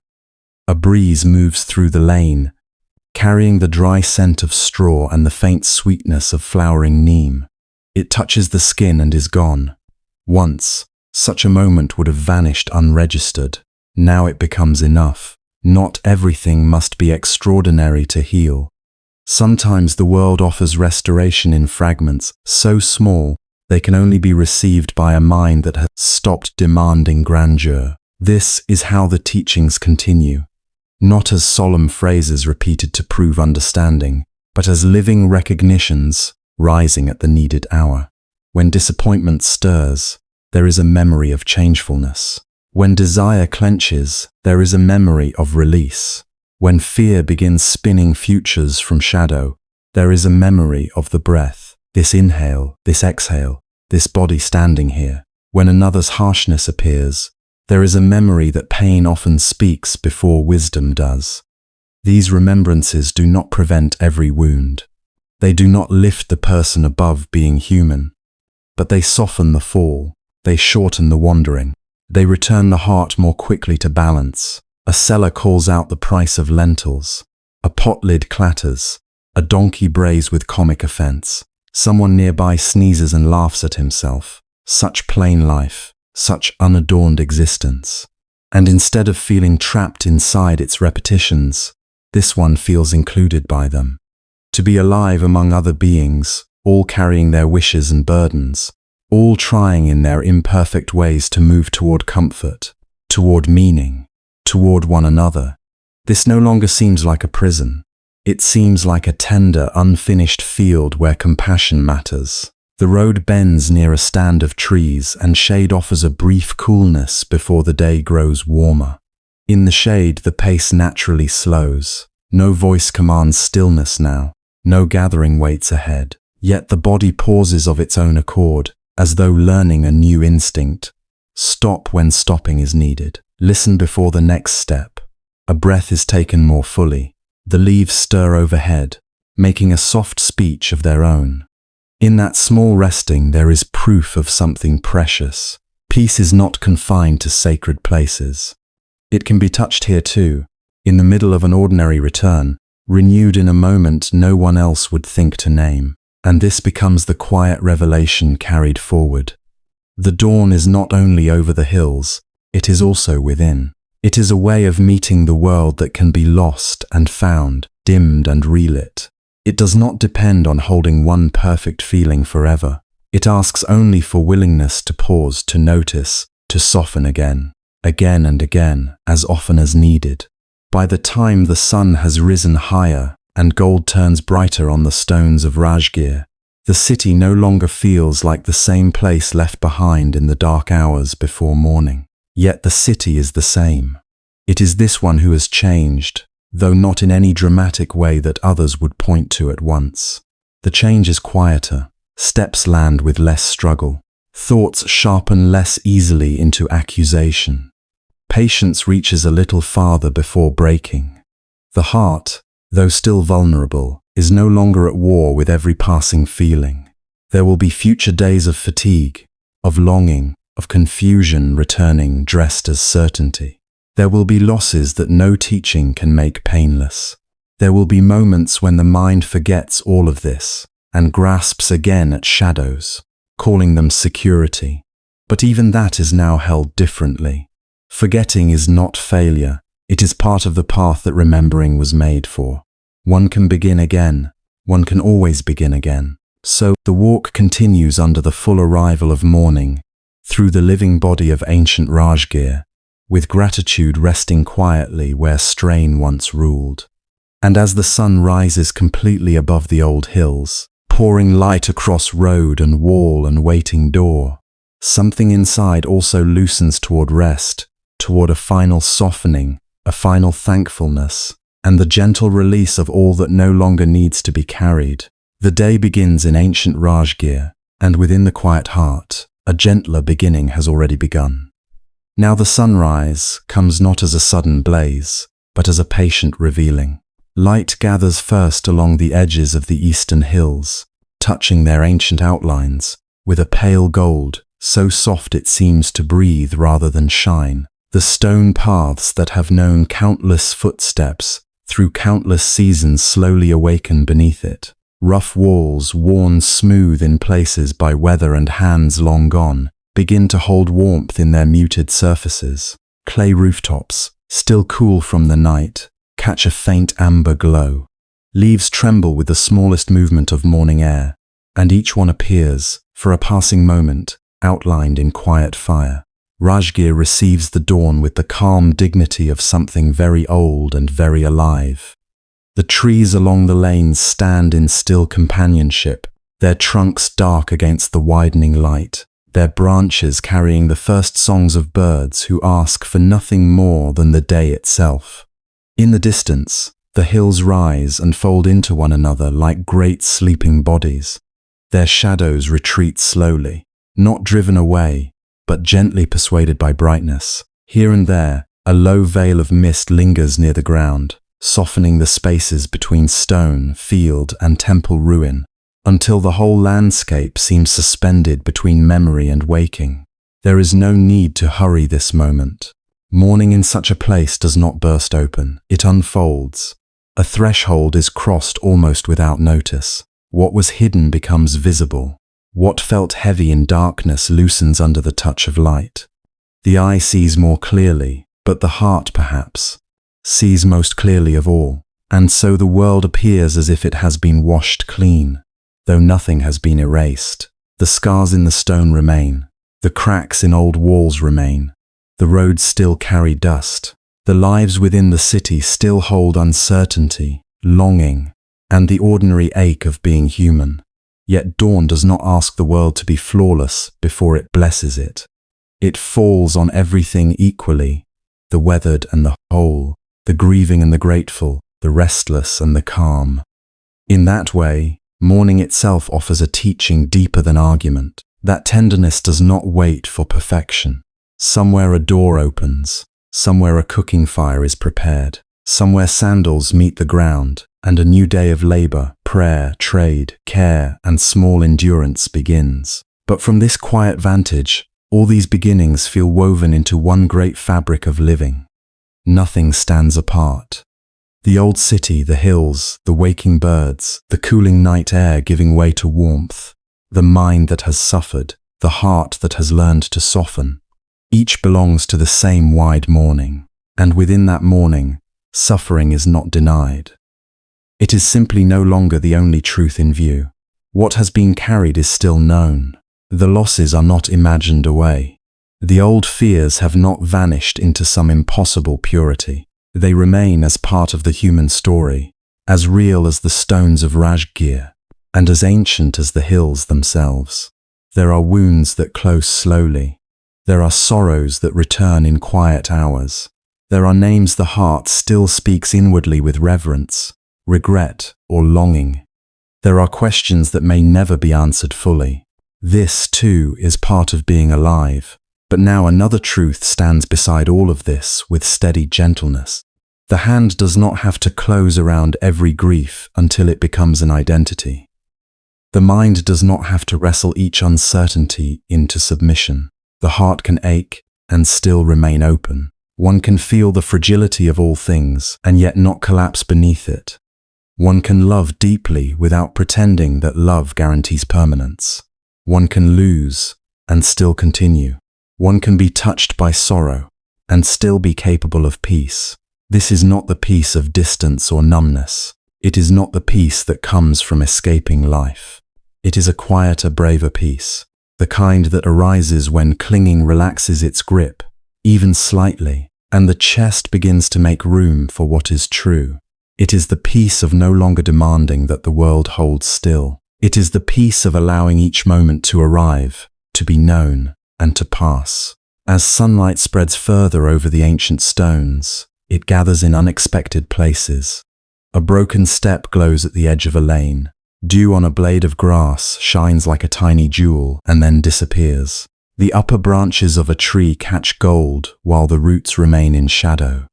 Light slides across a courtyard wall and reveals for an instant the texture of time itself. Every chip, every mark, every stain left by rain and sun and years. Nothing is too humble to be illuminated. Nothing is outside the reach of morning. Perhaps healing is like this. Not a single dramatic transformation, not a door flung open all at once, but a gradual brightening. A corner once dim becomes visible.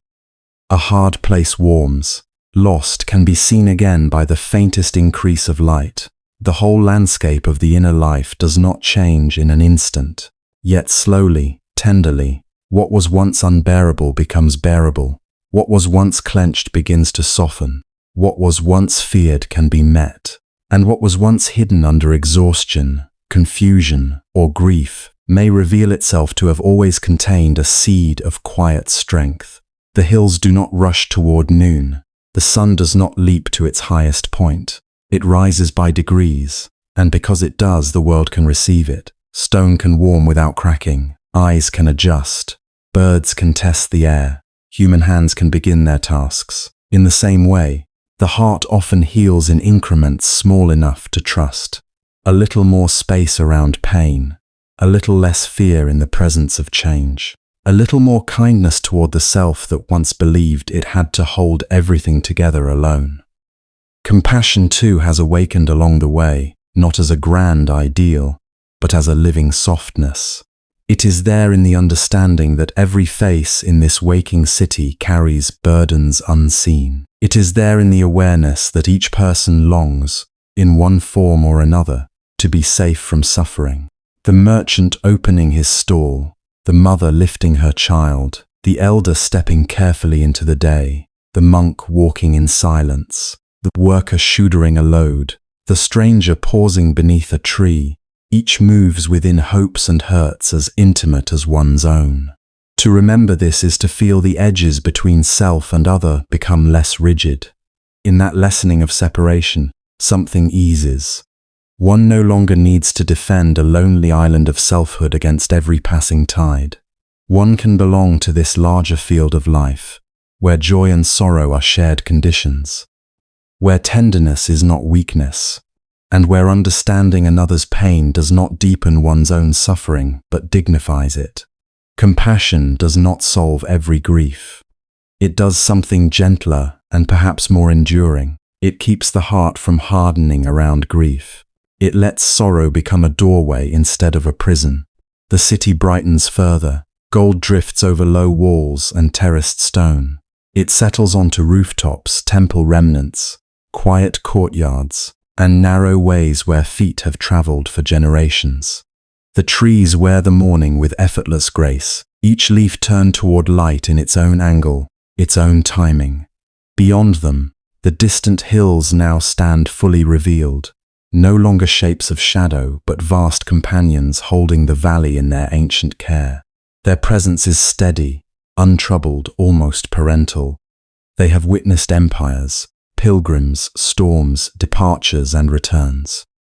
They have watched countless dawns arrive after countless nights.